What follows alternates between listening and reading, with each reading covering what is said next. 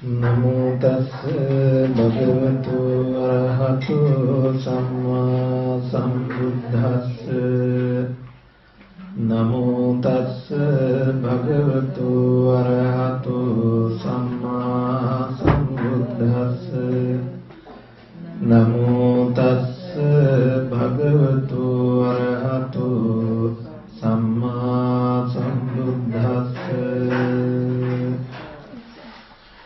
පූජනීය මහා සංඝරත්නයන් අවසරයි වාසනාවන්ත පින්වත්නි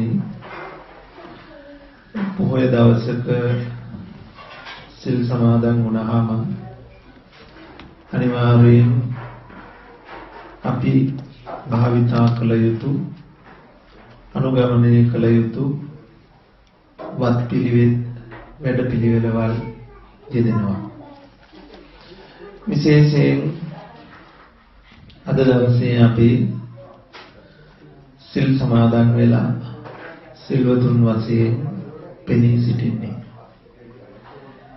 එය පිළිගන්න නිසායි තව පිරිසක් අපි වෙනුවෙන් සදහේ ප්‍රණීතාකාරයෙන් දන් පැන් පිළියෙල කරගෙන ඇවිල්ලා පූජා කරන්නේ.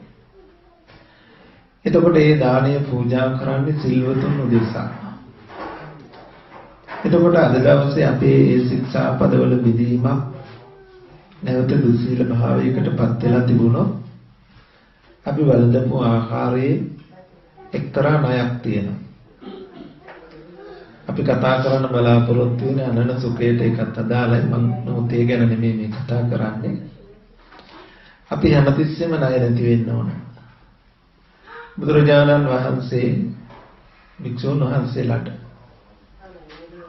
බොහොම බරපතල ගැඹුරු දේශනාවක් කළා. අග්ගිකන්දෝපම සූත්‍රයේ නමින් මේ සිව්පස පරිහරණය පිළිබඳව ඒ සූත්‍ර දේශනාව අහපු සමහර භික්ෂුන් වහන්සේලාට ලේවමනි වුණා. සමහර ස්වාමීන් වහන්සේලා සිවුරු ඇරලා ගියා. මේ ශාසනය හරි අමාරුයි, භයානකයි, අනතුරුදායකයි කියලා. විහෙර විහාර පාළි වුණා. ආනන්ද හාමුදුරුවොත් එක්ක වඩින ගමන් අහනකෝ ආනන්ද මේ වෙයිටි ස්වාමීන් වහන්සේලා. ස්වාමීන් වහන්සේ දේශනාවෙන් පස්සේ උගත් දෙනෙක් ගියටපත් වෙලා සිවුරු හැරලා ගියා. බුදුරජාණන් වහන්සේට ලොකු අනුකම්පාවක් ධර්ම සංවේගයක් ඇති වෙලා අපි පරිහරණය කරන සිව්පසයට ණය නොවන්නට ක්‍රම කීපයක් උන්වහන්සේ අපට ඔය අච්චරා සංඝාත කියන සූත්‍ර වලින් දේශනා කරනවා. එක සූත්‍රයක් තමයි අපි විශේෂයෙන් මේ වගේ වෙලාවල් වල සිහිපත් කරන්න ඕන. අපි වළඳපු දාණයට ණයනේ මොහොතක් හෝ මෛත්‍රී සිතක් උපදෙවොත්, මොහොතකට හෝ අසුබ මරණ සතිය ආදී භාවනා කර්මස්ථානයක් සිහි කළොත් අච්චරා සංඝාත මත්තම් පිචේ බික්ඛු මෙත්තේ චිත්තං ආසීත. අසුරු සෙනක් ගසන වේලාවක් හෝ මෛත්‍රී සිතක් පහළ කළොත් ඒ දන් දුන් පින්වතුන්ට ණයනේ ඒ පින්වතුන්ට මහානිසංස වෙනවා. ඒ නිසා අපි මේ වෙලාවේදී පළමු කොට භාවනාවක් වශයෙන් වඩන්නට කාලය නොවුණත් අද දවසේ අපට දන් පැන් ගිලන්පස පිළිගන්වමින් අපට උපකාර වූ උපස්ථාන කළ ඒ දායක කාරකාදී හැමට මෙවන් ස්ථානයක් ඉදි කරලා අපට පිළිවෙත් පුරන්නට මඟ සලසාලු උපකාර වූ ඒ හැම දිනාටම අපි කළ කුසල බලයෙන් තුනුරුවන්ගේ ආනුභාවයෙන් හැම සපතක් ශාන්තියක් යහපතක් වේවා. ඒ හැම දිනාම ආවිෂයෙන් වර්ණයෙන් වැඩෙත්වා, සපතින් සම්පතින් වැඩෙත්වා, ධනෙන් ධාන්‍යයෙන් වැඩෙත්වා, යසසින් ඉසුරෙන් වැඩෙත්වා, සතියෙන් සමාධියෙන් වැඩෙත්වා, නුවණින් ප්‍රඥාවෙන් වැඩෙත්වා කියන මේ මෛත්‍රී සහගත ප්‍රාර්ථනාව මොහොතකට ඇති කරගන්න. ඊළඟට අපිට මේ වෙලාවේදී ප්‍රශ්න දෙකක් යොමු වුණා. එක ප්‍රශ්නයකට අපේ හාමුදුරුවෝ පිළිතුරු දුන්නා. ඉතින් මේ ප්‍රශ්නේ තුලත් අපිට කතා කළ යුතු බොහෝ දේ තව ඒකේ තියෙනවා. නමුත් ඒකට මැදිහත් වෙන්නේ නෑ මම. මට නියම කළ විමසපු ප්‍රශ්නය සැප පිළිබඳව. බුදුරජාණන් වහන්සේ සිව් සැපයක් සැපය පිළිබඳව බුදුරජාණන් වහන්සේ විනාකාරයෙන් දේශනා කළා තියෙනවා. සමහරු මේ ලෝකයේ මේ ශාසනයට නිඳා කරනවා, අපහාස කරනවා, මේ ශාසනය දුක ගැනම කතා කරන මහා දුක් අඳෝනාවක් ගැනම කියන ශාසනයක් තියෙනවා.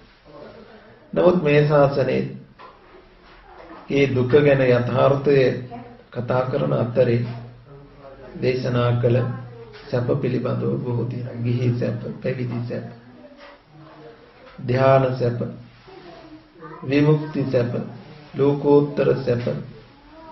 ඒ අතරේ අත්ති සුඛ, අනන සුඛ, භෝග සුඛ, අනවජ්‍ය සුඛ කියලා සැප හතරක් ගැන කියවෙනවා. අත්ති සුඛ කියලා කියන්නේ විශේෂයෙන් කාම භෝගී දිවි ගෙවන පින්වතුන්ට. හැබැයි ඒක පැවිදි අපට අදාළ නැතුව නෙවෙයි. ඔය පින්වතුන්ගේ පැත්තෙන් කතා කළොත් ඔය ඇත්තන්ට යමක් ඇත්ත කියන සතුටෙන් ඉන්න පුළුවන්කම තියෙනවා. Tamanට කියලා ඉන්න හිටින්න ගයක් තොරක් පරිහරණය කරන්නට අවශ්‍ය කරන අවම සම්පත්තික තමන්ගේ මට්ටමට තියෙනවා. වික්ෂුන් වහන්සේලාගේ පැත්තෙන් චීවර, පින්ඩපාත, සේනාසන, ගිලාන ප්‍රත්‍ය යන සිව්පසී. ඒ ටික තියෙනවා. ඒ ටික නැති වුණොත් ජීවිතයක් මහා දුක්බරයි.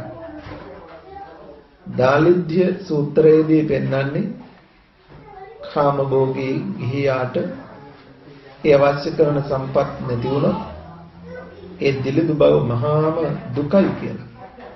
මහා දුකක් කියලා. ඒ නිසා අපි ඒ බඳු දුකකට නොඇති මේ ලෝකයේ තුල පවතින අවශ්‍ය කරන අවම ප්‍රමාණයෙන් හෝ ඒ උපභෝග පරිභෝග ඇඳුම් පැළඳුම් ඒ වගේම ආහාර පාන නිවාස බෙහෙත් ආදී ටික මේ ටික ගිහි පැවිදි අපට දෙපාර්ශ්වයටම සමසේ තියෙන්නට ඕන. අන්න ඒ ටික අපට තියෙනවා නම් ඒ ඇති බව තමයි අත්ති සුඛ කියලා කිව්වේ. අත්ති සුඛ. ඊළඟට භෝග සුඛ කියලා කියන්නේ සමහරුන්ට තියෙනවා. බොහෝ තියෙනවා. තිබුණාට පරිහරණය කරන්න හිතෙන්නේ නැහැ. ඒවා විඳින්න හිතෙන්නේ නැහැ. ගොඩ ගහලා එකතු කරලා තියෙන කන්නේ නැහැ. එදා බුදුහාමුදුරන්ගේ කාලෙත් හිටියා අපුත්තක සිටුවරු. කෝටි ගණන් ධනෙ තියෙනවා. ධන නිධාන තැන්පත් වෙලා. හැබැයි නිවුඩුහාලේ බතයි කාඩි හොද්දයි කන්නේ. තල්පතක් ඉහළ හිසට ඉහළන්නේ. ගොම් බැඳි කරත්තයක යන්නේ. වාම් පතුරක් සතෙකුගේ හමක් පාවාන් හැටියට පළදින්නේ.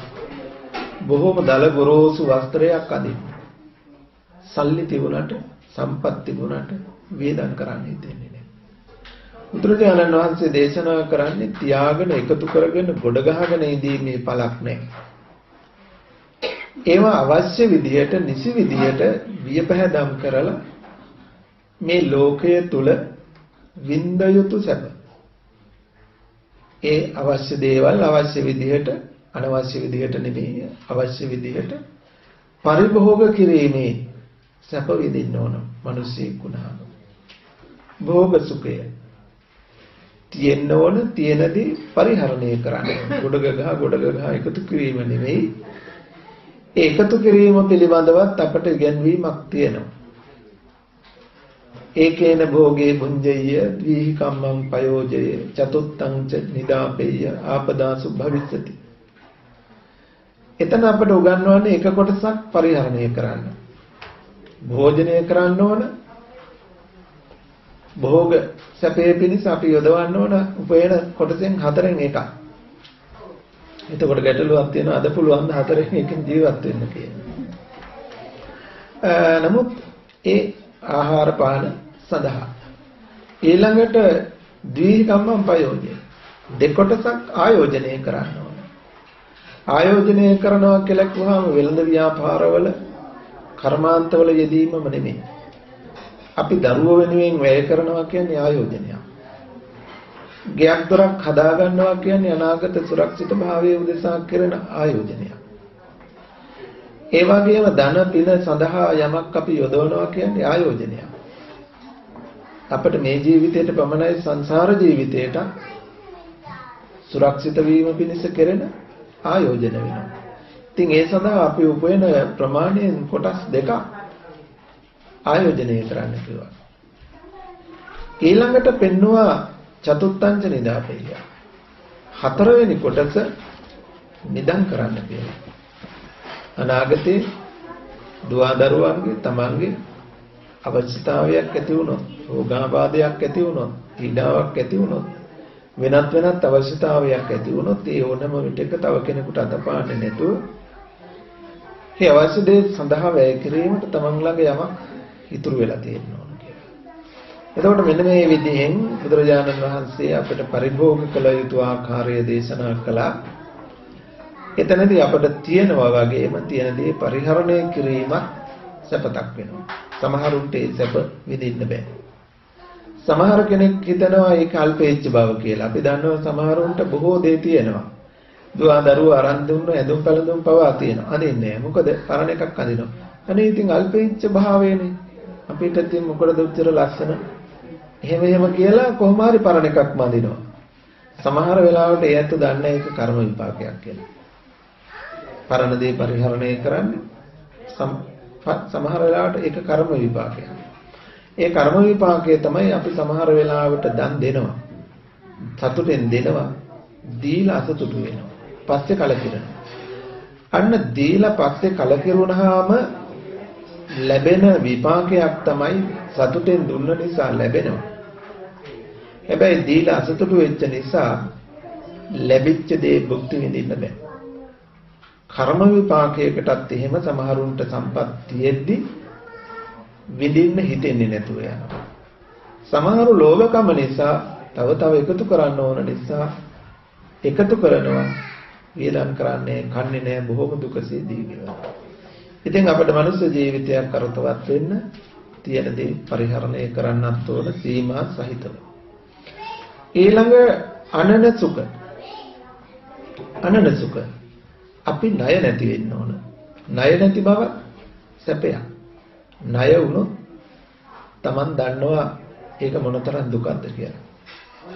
ණයකාරයෝ ඉල්ලගෙන හැමදාම ගේ වට කරගන්නවා නම් හැමදාම බැංකුවෙන් ණය ගෙවන්න කියලා ලියුම් ගෙවනවා නම් හරි දුකක් හරි කරදරයක් සමහරු සිය දිවි හානි කරගන්න පවා පෙළඹෙනවා.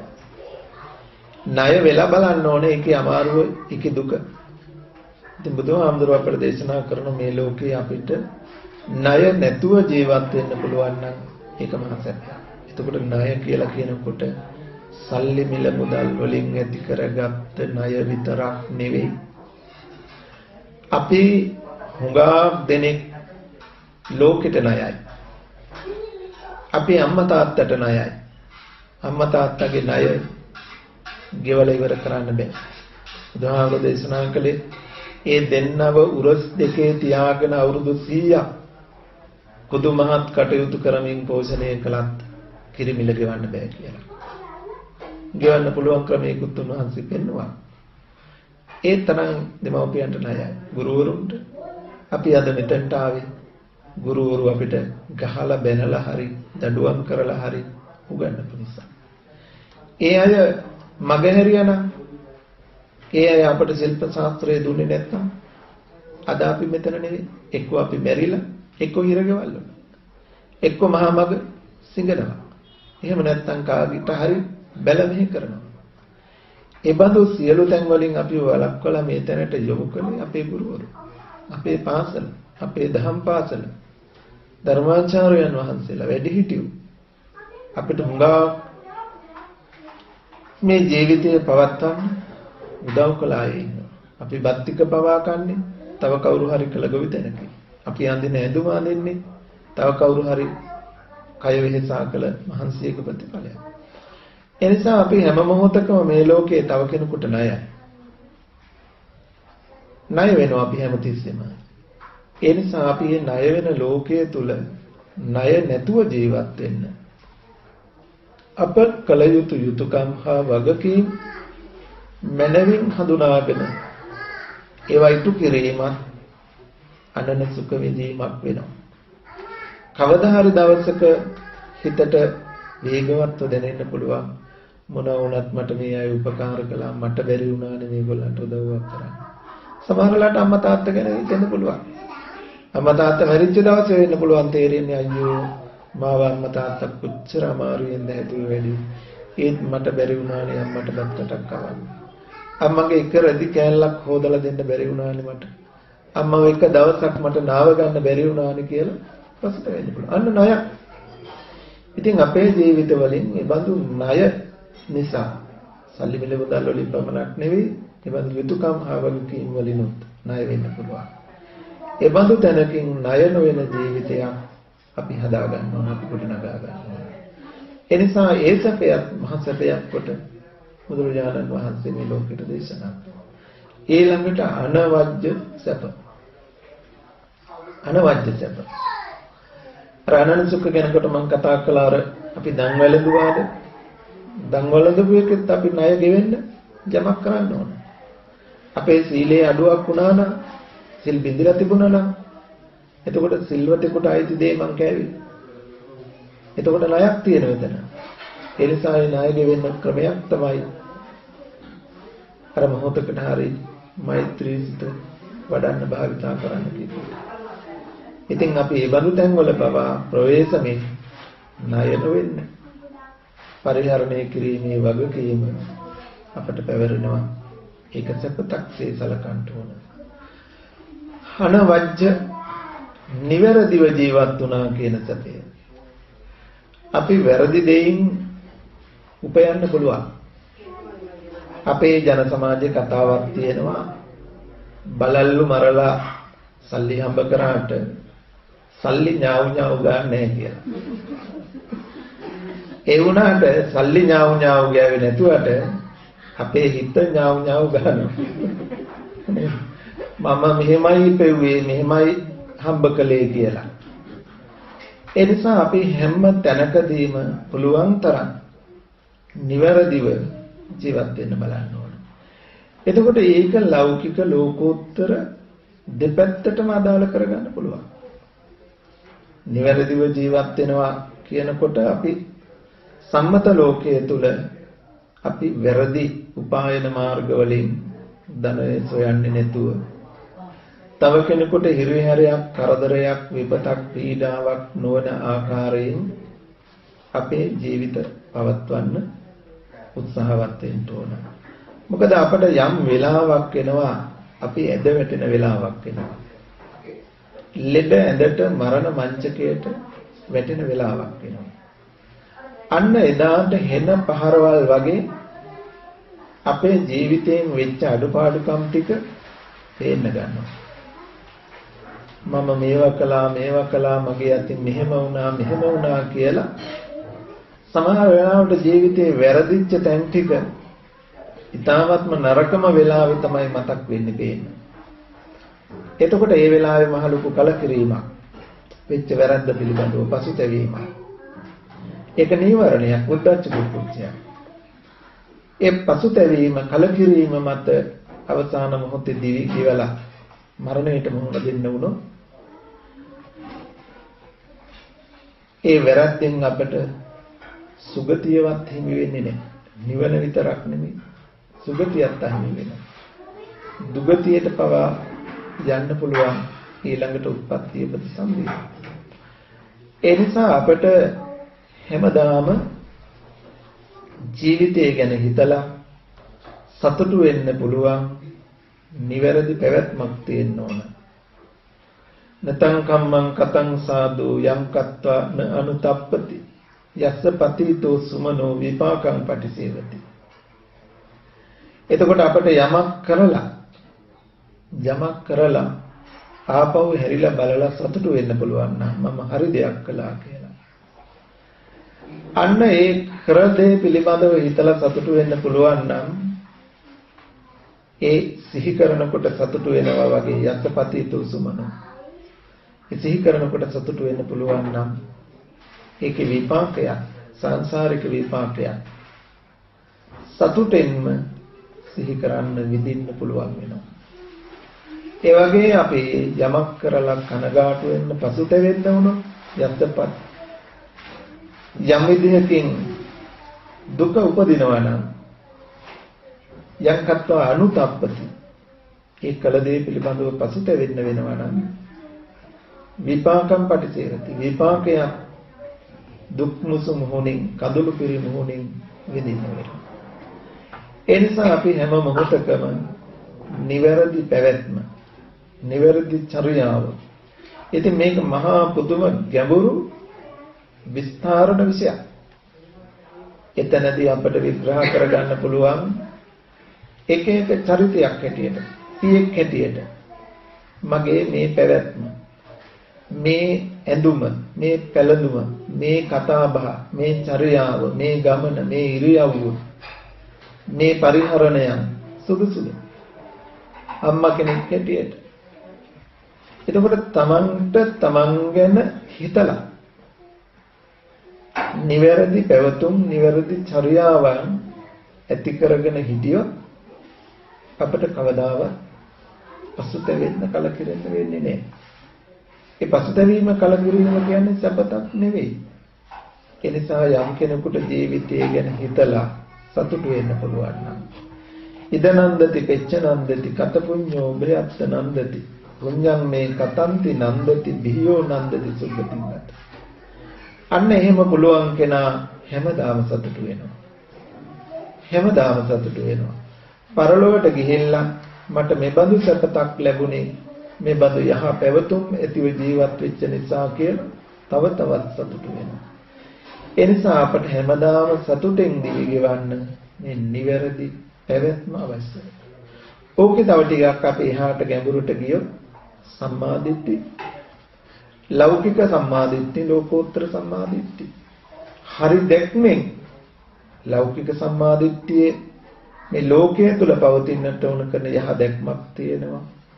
ඒ සම්මාදිට්ඨිය මූලික කරගෙන අපේ ජීවිතය නිවැරදිව පවත්වනවා නම් මෙලව ජීවිත, සසර ජීවිත, රැකවරණයේ සුරක්ෂිත භාවය තන තියෙනවා. ඒ දැක්ම ඊටත් වඩා ඉහළට නිවැරදි වෙනවා ලෝකෝත්තර සම්මාදිට්ඨියට යනකොට. ඒ ලෝකෝත්තර සම්මාදිට්ඨිය මූලික කරගෙන අපේ පැවතුම් ඉරියව් ආයතන පරිහරණය නිවැරදි කරගත්තොත් මෙලව සැනසීම පරලොව සැනසීම ඉක්මවාගිය ලෝකෝත්තර සැනසීම ඒ නිර්වද්‍ය පැවැත්ම තුල ලබන්නට පුළුවන්කම තියෙනවා. ඒ නිසා මේ කරුණු ටික ඊට වඩා කතා කරන්න ගියත් ඕක ධර්ම දේශනාවක් වෙනවනේ. මම හිතන්නේ ওই ටික ඇති කියලා. හොඳයි. මේ සත්‍යාත්‍ර පිළිබඳව මොනවසේ විස්තර කළා. දැන් වෙනතොල් කියන පුළුවන් නම් වශයෙන් මොනවද සත්‍යාත්‍ර කියන්නේ? පළවෙනි එක මොකක්ද? අත්ති සුඛ. දෙවෙනි එක භෝග සුඛ. තුන්වෙනි එක අනන සුඛ. හතරවෙනි එක අනවජ්‍ය සුඛ. එතකොට සැප හතර පිළිබඳව මාස්ටර් ප්‍රකාශ කළා. මම හිතන්නේ ඒක අනේක සිතුමා ඒ ජීවිත සම්බන්ධ තියෙනවා. ඔව් දේශනා කරනවා. ඔව් දේශනා කළේ අනේක සිතුමාට. හොඳයි. ඊළඟ ප්‍රශ්නය පිටුගුණ හඳුනන වහන්සේට ආමන්ත්‍රණය කරලා කියනවා. වහන්සේ බුදු ගුණ මිහිරිව සජ්ජායනා කරන විට ලෝකවිදූ මුනිය සත්ත්ව ලෝක සහ තව ලෝකයක් ගැන පැවසූසේක කරුණාවෙන් ඒවා පහදා දෙන්න කියන එක.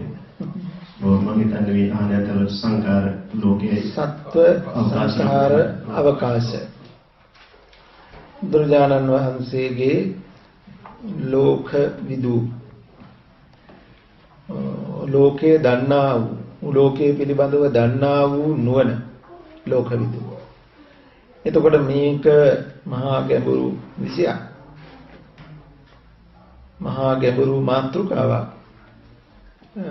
අපි කෙටියෙන් සරලව ගත්තොත් ලෝකය පිළිබඳව බුදුහාමුදුරුවෝ කළ දේශනාවන් විවිධයි, ඒ වගේම විචිත්‍රයි. උන්වහන්සේ එක තැනකදී රෝහිතස්ස සූත්‍රයේදී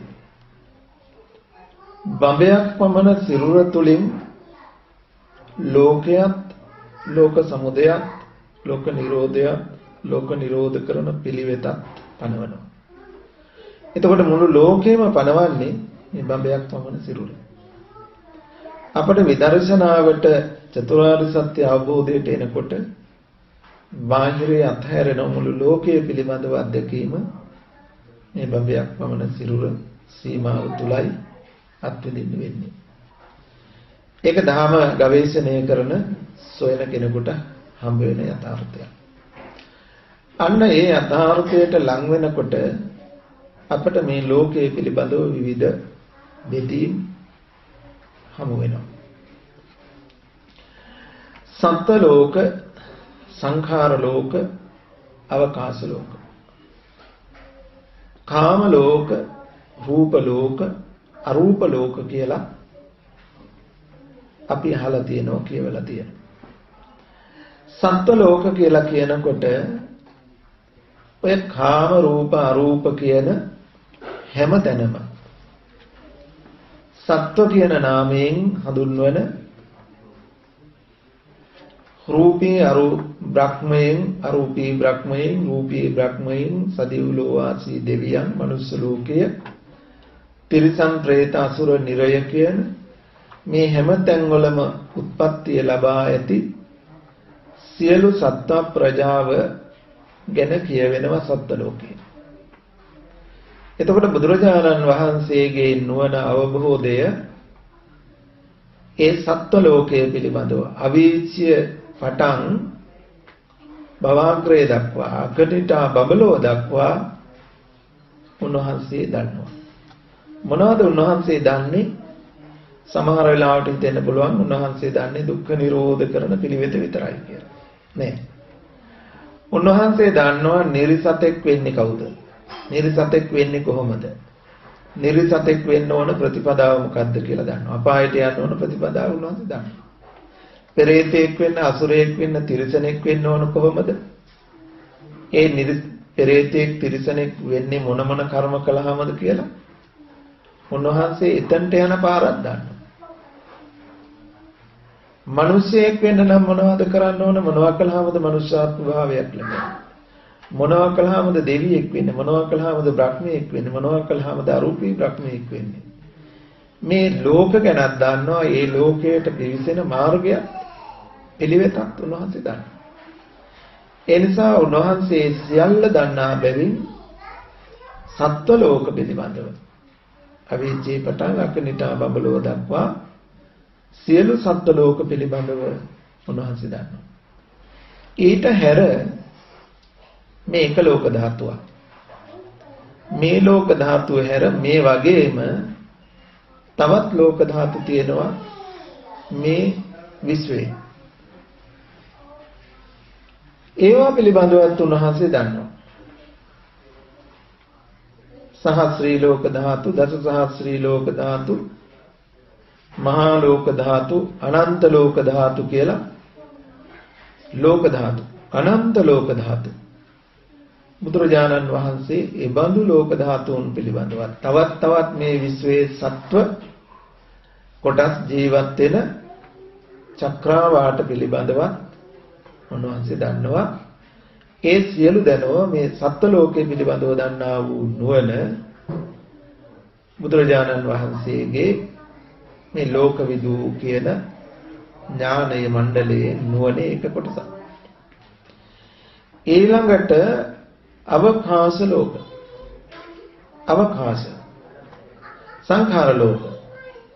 සංඛාර ලෝක කියලා කියනකොට අපට විදර්ශනාවේදී පැහැදිලිවම මේ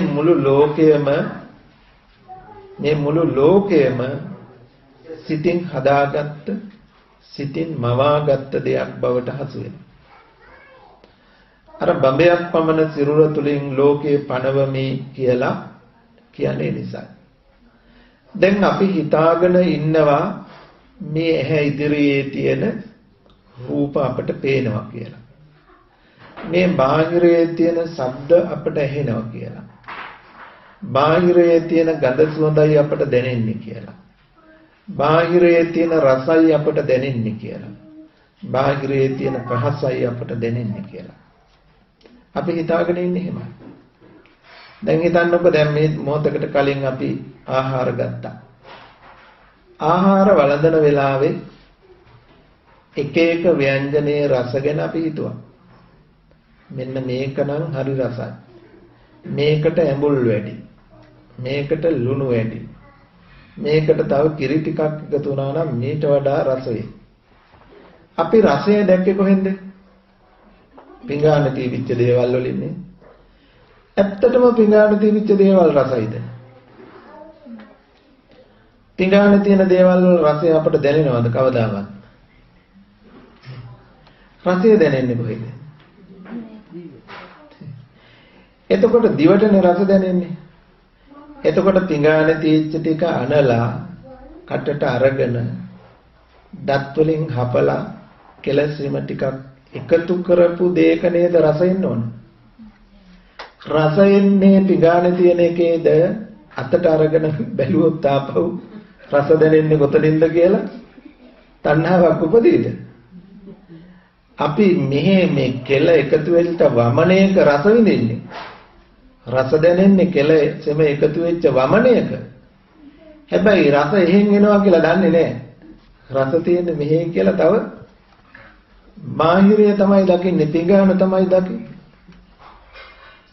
අපි රස විඳලා නැහැ බාහිරයේ තියෙන ඒවා. ඇතුළට ගත්ත දේ තමයි රස විඳලා තියෙන්නේ. ස්පර්ශයෙන් වේදනාව. එතකොට අපි දන්නේ නැහැ. අපි හිතාගෙන ඉන්න බාහිරයේ දේවල් කියලා. දැන් එළියේ තියෙන දේවල් පේනවා කියලා හිතාගෙන ඉන්නවා. එළියේ තියෙන දේවල් පේන්නේ කවදාවත්. හැබැයි ඉතින් කවුරුවත් විශ්වාස කරන්නේ නැහැ ඒක. ඒක විශ්වාස කරන්නේ නැහැ කියන්නේ බුදුහාමුදුරුවෝ විශ්වාස කරන්නේ. බුදුහාමුදුරුවෝ ගැන ශ්‍රද්ධාවක් නැහැ. බුදුහාමුදුරුවෝ ගැන ශ්‍රද්ධාවක් උපදින්නේ ওই බුදුගුණ ටික කිව්වට නෙමෙයි. අපි බෞද්ධයෝ කිව්වට නෙමෙයි. උන්වහන්සේ කියන මෙන්න මේ දේ අදහනවා නම් විතරයි. සද්දෝ හෝති තථාගතස්ස බෝධි. සද්දෝ හෝති සද්ධාති තථාගතස්ස බෝධි. බුදුහාමුදුරන්ගේ අවබෝධය විශ්වාස කරනවා වෙන්නේ ඒ උන්වහන්සේ කළ කී දේ විශ්වාස කරනවා. එතකොට ඒක අන්ධ විශ්වාසයක් වෙන්නත් බෑ අවබෝධය ලබන්න. දැන් අපි ආහාරය ගැන හිතුවා. ඇත්තනේ වෙන්නම් ඉතින්. පිඟානේදී අපිට රස දැනෙලා නැහැනේ. රස දැනුනේ කොතනින්ද කියලා අතට අරගෙන බැලුවොත් ආපහු කටට දාන්නේ තෙන්න ඒ රසය විඳින්න. ඒක පිළිකුලා. එතනින් රස එන්නේ. බාහිර ලෝකයේ තියෙන රූප පේනවා කියලා හිතාගෙන ඉන්නවා. ඇත්තටම අපිට බාහිරේ තියෙන දේ පේනව නෙමෙයි. බාහිරේ නිසා පේනවා. ඕනනම් බලන්න පුළුවන්. ඕනනම් දැන් බලන්න පුළුවන් ඇත්තද කියලා. කොහොමද බලන්නේ? බලන්න මේ ලයිට් එකක් දිහා. එක හැක් වහන්න එක අතකින්. එක හැක් වහන්න එක අතකින්. අනිත් අතින් ඇහි කන පැත්තේ කෙළවර. පොඩ්ඩක් යටට ඔබන්න බුරුල් කරන්න, තද කරන්න බුරුල් කරන්න. ලයිට් එකට මොකද වෙන්නේ? හෙලවෙනවද? උඩට යටට හරහාට හෙලවෙනවද?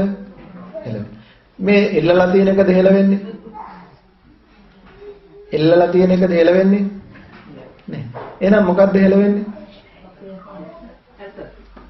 ඔය ඇස හෙලවෙනකොට ලයිට් එකක් හෙලවෙනවා පේනවනේ.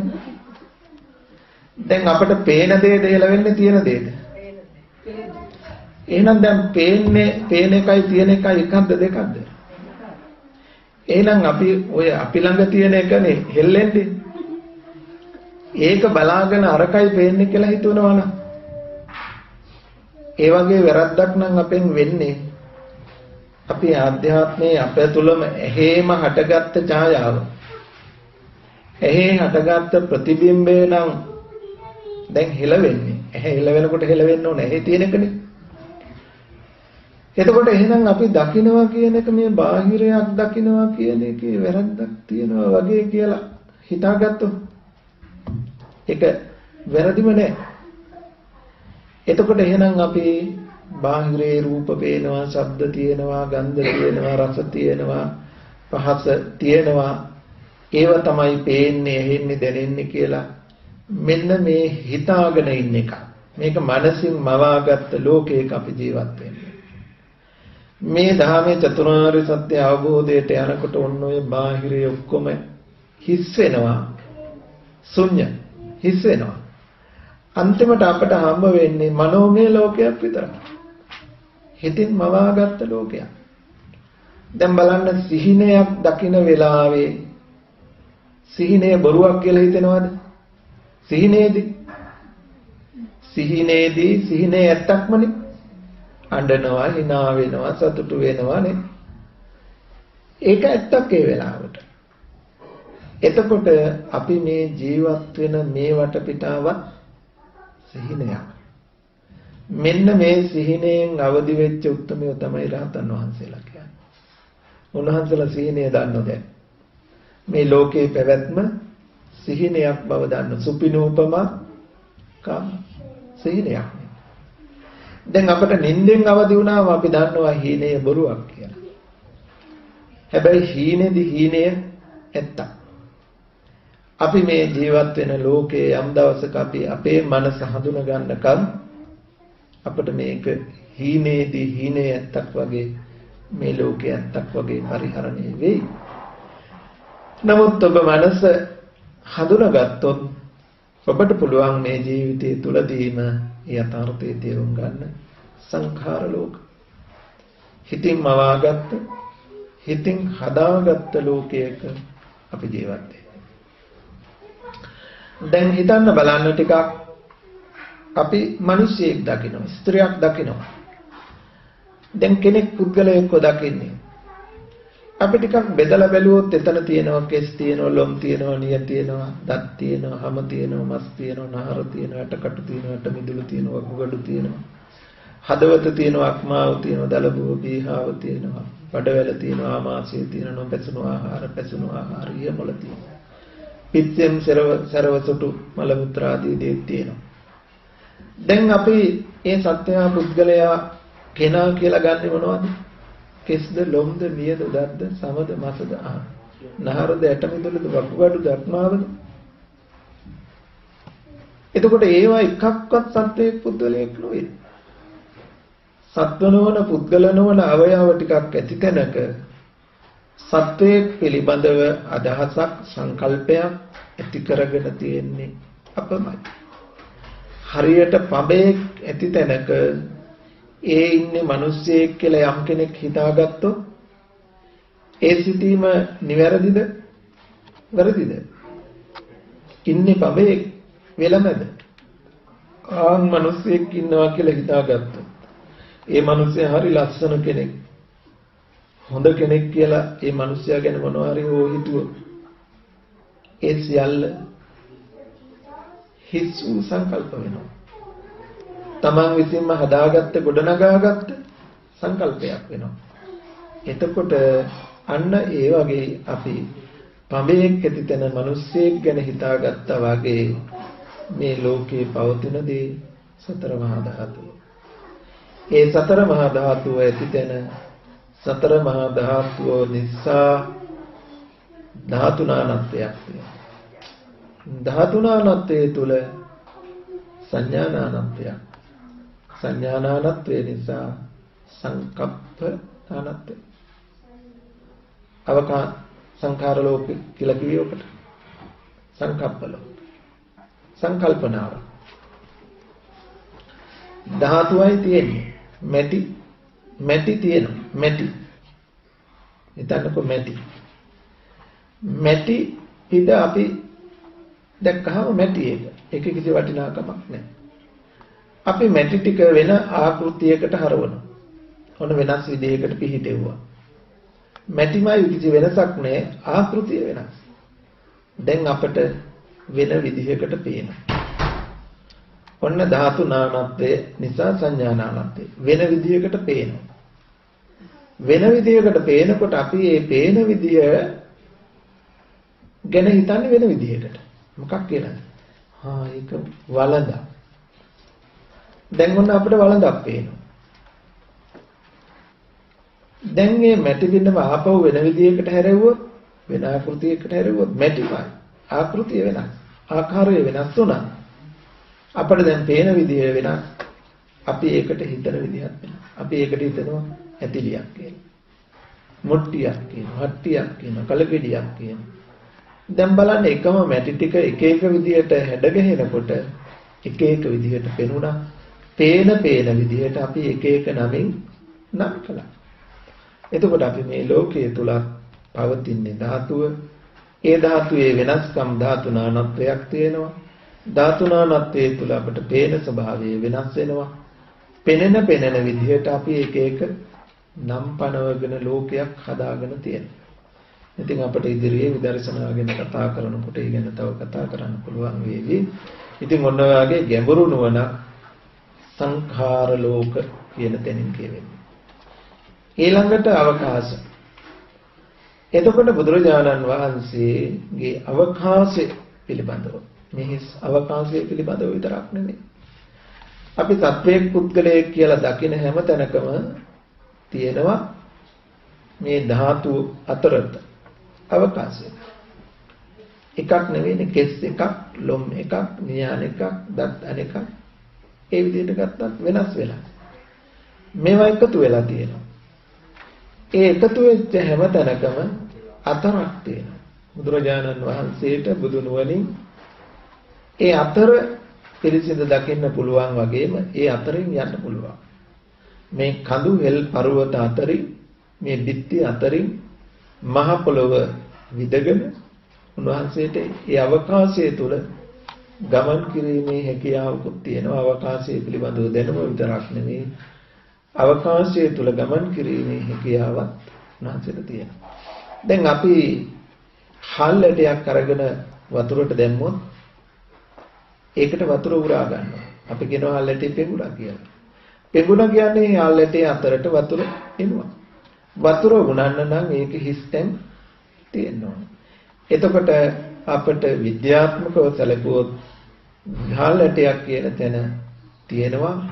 අපි ධාතු කියන වචනය පැත්තකට දාලා විද්‍යාව තුළ භාවිතා වෙන අවම තැනින් අපි කතා කළොත් පරමාණු. පරමාණු රාශියක් එතන තුනේ. ඒ එක එක පරමාණුවක් අතරේ හිඩසක් අවකාශයක් තියෙනවා. ඒ පරමාණුව අතරේ බද්ධ වෙන්න බෑ. ඒ අතරේ අවකාශයක් තියෙනවා. අන්න ඒ අවකාශයට තමයි වතුර ටික උරාගත්තේ. ඉතින් අපි ඝන සංඥාවෙන් මේ අවකාශය අපි දකින්නේ නෑ, අපි එකක් හැටියට දකිනවා. එකක් හැටියට දකිනවා. ඒකට කියනවා ඝන සංඥාව කියලා. බුදු නුවණ මෙන්න මේ ඝන සංඥාවෙන් මිදිලා මෙතන පවතින ධාතු ස්වභාවයම දකින්න වෙන්කර බලන්න උන්වහන්සේට තියෙන නුවණ තමයි අවකාශ ඥානය. ඒ අවකාශ ලෝකයේ පිළිබඳව දන්නා වූ නුවණ. ඉතින් බුදුරජාණන් වහන්සේගේ ලෝකවිදු කියන නුවණින් මෙන්න මේ වගේ ගැඹුරු ඉගැන්වීමක් කරනවා. ඉතින් බුදුහාමුදුරුවෝ ගැන හොයන්න ඕන මීට වඩා, හිතන්න ඕන මීට වඩා අපට අපේ ශාස්ත්‍රඥ වහන්සේ ගැන ගෞරවයක්, වටිනාකමක් දැනෙන්නේ උන්වහන්සේගේ නුවණ කෙබඳුද කියලා හොයා බලන තරම තමයි.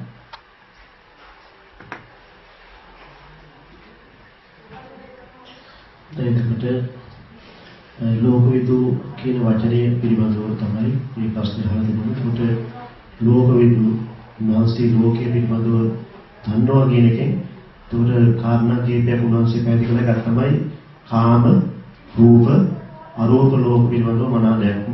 ඒ වගේම තවත් ලෝක මොනවාද? සත්ත්ව ලෝක, සංඛාර ලෝක, අවකාශ ලෝක කියන මෙන්න මේවා පිළිබඳව උන්වහන්සේ ඒ ඥානය ඒවා මෙලෙමින් දැනගත්තා කියන අදහසින් ලෝක විදූ කියන වචනය ලෝකාවුජාන්තරන්සට අපි යොදනවා. මේ ප්‍රශ්නේම තවත් කොටසක් තියෙනවා. තවද කියලා පටන් ගන්නවා ඒ ප්‍රශ්නේම. භාවනා මානසිකාරයේදී නාසාග්‍රිකව මනස මෙහෙවන විට දැනීම වේදනානුපස්සනාවක් වන්නේ නැද්ද? භාවනා මානසිකාරයේදී නාසාග්‍රිකව මනස මෙහෙවන විට නාසයේ කෙරවල මනස මෙහෙවන විට දැනීම වේදනානුපස්සනාවක් වන්නේ නැද්ද කියලා. එහෙම ප්‍රශ්නයක් අර ලෝක විදූ ප්‍රශ්නෙට සම්බන්ධ කරලාම අහලා තියෙනවා. ඒක ලෝක විදූ ප්‍රශ්නයක් තමයි. නාසිකාග්‍රය දේශ හෝ දෙතොල පිළිබඳව අපි අවධානය යොමු කරනකොට අපි ඉස්සෙල්ලා හඳුනාගන්නේ දැනීම් මාත්‍රය. දැනීම් මාත්‍රය. ඒ දැනීම් මාත්‍රයේ පිහිටන්න පුළුවන් වුණොත් එතනම වේදනානුපස්සනාවට පිවිසෙන්න පුළුවන්කම තියෙනවා. ඒ නිසා කායානුපස්සනාවට අනතුරුව සතපට්ඨාන දේශනාවේදී වේදනානුපස්සනාව දෙවනුව දක්වන්නේ. ආන්තර පොඩ්ඩක් පැහැදිලි කරන්න හොඳ සමාන කරන්න වේදනානුපස්සනාව කියන පොඩ්ඩක් පැහැදිලි කරලා මේක විස්තර කරන්න හොඳ. වේදනානුපස්සනාව කායානුපස්සනාවක් දැක්ක තුගම වේදනානුපස්සනාව කියන්නේ මේ හතරම කෙටියෙන් ඉන්නවා මේමයි දැන් කායානුපස්සනා වේදනානුපස්සනා චිත්තානුපස්සනා ධම්මානුපස්සනා කියලා සතර අනුපස්සනාවක් තියෙනවා. මේ සතර සතිපට්ඨානය වර්ධවා ගත්තේද ඔහු නිවන වර්ධවා ගත්තේ යයි බුදුහාමුදුරු දේශනා කරනවා. සතර සතිපට්ඨානය නිවැරදි කරගත්තේද ඔහු නිවන අවබෝධ කරන්නේ කියලාත් අවධාරණය කරනවා. කියන්නේ සතර සතිපට්ඨානය අපි දන්නේ නැහැ කියලා කියන්නේ නිවන අපි දන්නේ නැහැ. නිවන අපිට නැහැ කියන එකයි. සතර සතිපට්ඨානයෙන් තොරව ඒ බලාපොරොත්තුව ළඟා කරගන්න පුළුවන් කමක් නැහැ. ඉතින් මේ සතර සතිපට්ඨානය කියන එක හැමෝටම තියෙන එකක් නෙමෙයි. සතර සතිපට්ඨානය ඍජු ප්‍රතිපදාව. ඒක පූර්ව ප්‍රතිපදාව වශයෙන් දෙපැත්තකට බෙදිලා අනුගමනය කරන්න තියෙන වැඩපිළිවෙල. මේ වැඩපිළිවෙලේදී මේ සතර සතිපට්ඨානයකින් දේශනා කරලා තියෙන්නේ දුක පිරිසිඳ දැකීම කියන එකම කරුණ. දුක පිරිසිඳ දැකීම. දුක පිරිසිඳ දකිනවා කියනකොට පංචස්කන්ධය පංච උපාදානස්කන්ධය පිළිබඳව සෙවීම විමසීම හැඳිනීම. කායානුපස්සනාවෙන් අපි රූපස්කන්ධය පිළිබඳවයි තොරතුරු විමසන්නේ. වේදනාස්කන්ධය පිළිබඳවයි වේදනානුපස්සනාවෙන් කියවෙන්නේ. විඥානය පිළිබඳවයි සිත පිළිබඳවයි චිත්තානුපස්සනාවෙන් අපි විමසා බලන්නේ. සංඥා සංඛාර කියන ස්කන්ධ දෙකයි ධම්මානුපස්සනාව යටතේ අපි අධ්‍යයනය කරන්නේ. එතකොට සතර සතිපට්ඨානයේ වඩනකොට එයි සතර සතිපට්ඨානයේ වඩන්නේ කියන ප්‍රශ්නෙට උත්තර අහගෙන ඉන්න ඕන. මොකද මේ ශාසනය පටන් ගන්නෙ කල්යාණ මිත්‍ර ආශ්‍රයෙන්. ඒ ආශ්‍රයෙන් සද්ධර්මයේ ශ්‍රවණය කරගෙන එහෙනම් මේ ඇත්ත දැකීම සඳහා මේ දුකින් මිදීම සඳහා මේ විදිහට මනස මෙහෙවන්න ඕන. මේ විදිහට සොයා බලන්න ඕන කියන තමන් තුල දැනුමක් නුවණක් ඇති කෙනෙක් තමයි ධම්මානුධම්ම ප්‍රතිපදාව කියන මේ සතර සතිපට්ඨාන ප්‍රතිපදාවට නිවැරදිව පිවිසෙන්නට ඕන. ඉතින් ඒකේ අඩුවක් අපිට වර්තමානයේ දකින්න තියෙනවා. ඒ අඩුව තමයි අපිට මේ හැමතැනකම පේන්නේ දකින්නේ. ඉතින් කොහොම හරි කය අනුව බලනවා. කියනකොට දැන් අපිට මේ කය මම ඉස්සෙල්ලා කිව්වා මේ කය අපිට පුද්ගලයෙක් හැටියට පේනවා. කෙනෙක් හැටියටමයි පේන්නේ. සත්වයෙක් පුද්ගලයෙක් ස්ත්‍රියෙක් පුරුෂයෙක් හැටියට පේන්නේ. ඒ පේන තැන දැන් බුදුහාර කියන පේන දේ තියෙනවා නෙමෙයි, තියෙන දේ පේනවා නෙමෙයි. පේන දේ තියෙනවා කියලා අපි දකින තැන තියෙන්නේ මිත්‍යාවක් කියන එක බුදුහාර දේශනා කරන්නේ. එතකොට බුදුහාර දේශනා කළාට අපිට පිළිගන්න බෑනේ. අපි ඒක උරගා බලන්න ඕනේ නැත්තක්ද කියලා. අන්න ඒ ඇත්ත විමසා බලන වැඩපිළිවෙල තමයි කායानुපස්සනාවෙන් අපි කරන්නේ. දැන් මට ලස්සන ප්‍රිය කෙනෙක් හම්බ වෙනවා. ඒ හම්බ වෙන තැන මම බලනවා මෙතන තියෙනවා කෙස්, ලොම්, නිය, දත්, හම, මස් වින් කරලා බලනවා. වින් කරලා බැලුවහම කො මට පෙනිච්ච එක්කෙනා. තියෙන්නේ මේවා. සත්ව නොවන, පුද්ගල නොවන, ආත්ම නොවන, කෙනෙක් නොවන දේවල් ටිකක් තියෙන්නේ. ඒ බඳු තැනක මට කොහොමද මේ කෙනෙක්ව පෙනුනේ? එහෙනම් අන්න බුදුහාමුදුරු දේශනා කරපු දේ ඇත්තක් ඇති නේද? තවදුරටත් ඒක බලන්න මෙතන තියෙන පඨවි ධාතුව තද ස්වභාවය, ආපෝ එගිරෙන ස්වභාවය, තේජෝ උණුසුම් ස්වභාවය, ආයෝ පිම්බෙන හැකිලෙන ස්වභාවය. මේ ධාතු හතර තියෙන්නේ. මේ ධාතු හතර සත්‍යයක් පුද්ගලයෙක් කෙනෙක් නෙවෙයි. ඒ බඳු තැනක මට සත්‍යයේ පුද්ගලයෙක් පේනවනේ. අන්න පෙනෙද්දිම තමන් හිතා ගන්න එහෙනම් බුදුහාමුදුරු දේශනා කළ දේශනාවේ ඇත්තක් තියෙනවා. තියෙන්නේ මෙහෙම දෙයක්, පේන්නේ මෙහෙම එකක්. මෙහෙම පේන තැන තියෙන්නේ මෙහෙම එකක්. අන්න එයා දෙපැත්තට තුලණය කරලා බලමින් කය හඳුනා ගන්න පටන් ගන්නවා.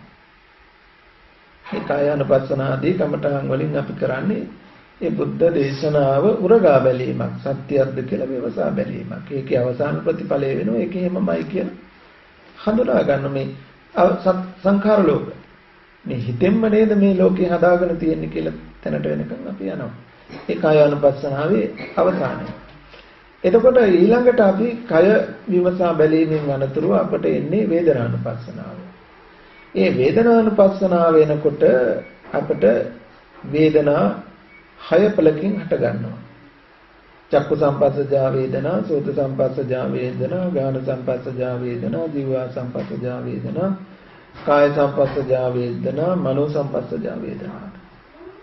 මේ විදිහේ 6 පළකින් වේදනාව හට ගන්නවා. ඒ වේදනාවත් සැප වේදනාවක් තියෙනවා, දුක් වේදනාවක් තියෙනවා, අදුක්කම සුඛ වේදනාවක් තියෙනවා. වේදනාව තුන් ආකාරයක් වෙනවා.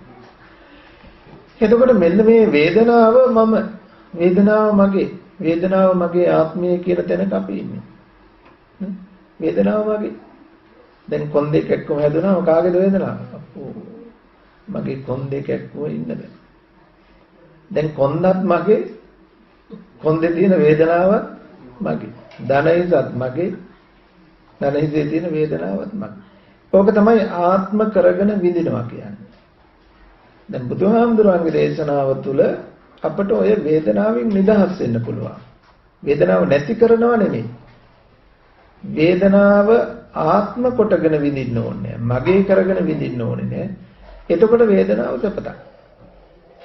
වේදනාව අතහැරියාම අපි වේදනාවට බැඳෙන ක්‍රමයක් තියෙනවා. වේදනාවට අහු වෙන ක්‍රමයක් තියෙනවා. දැන් හිතන්න ඔහම වාඩි වෙලා ඉන්නකොට S2 පියාගන්න ටිකක්. දැන් කොහේ හරි මේ වෙනකොට දැන් මේ වාඩි වෙලා ටිකක් වෙලා හිටපු නිසා කැක්කුම් වේදනාවක් තියෙනවනේ. දැන් ඔන්න බලන්න කැක්කුමක් වේදනාවක් කොහේ හරි තියෙනවද කියලා?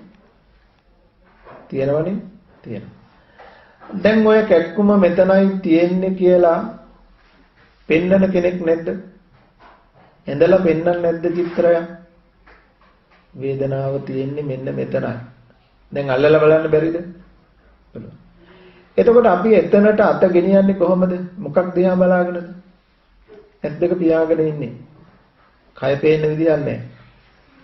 එහෙනම් අපිට මොකද්ද පේන්නේ? හිතෙන් අපිට චිත්‍රයක් හදලා තියෙනවා.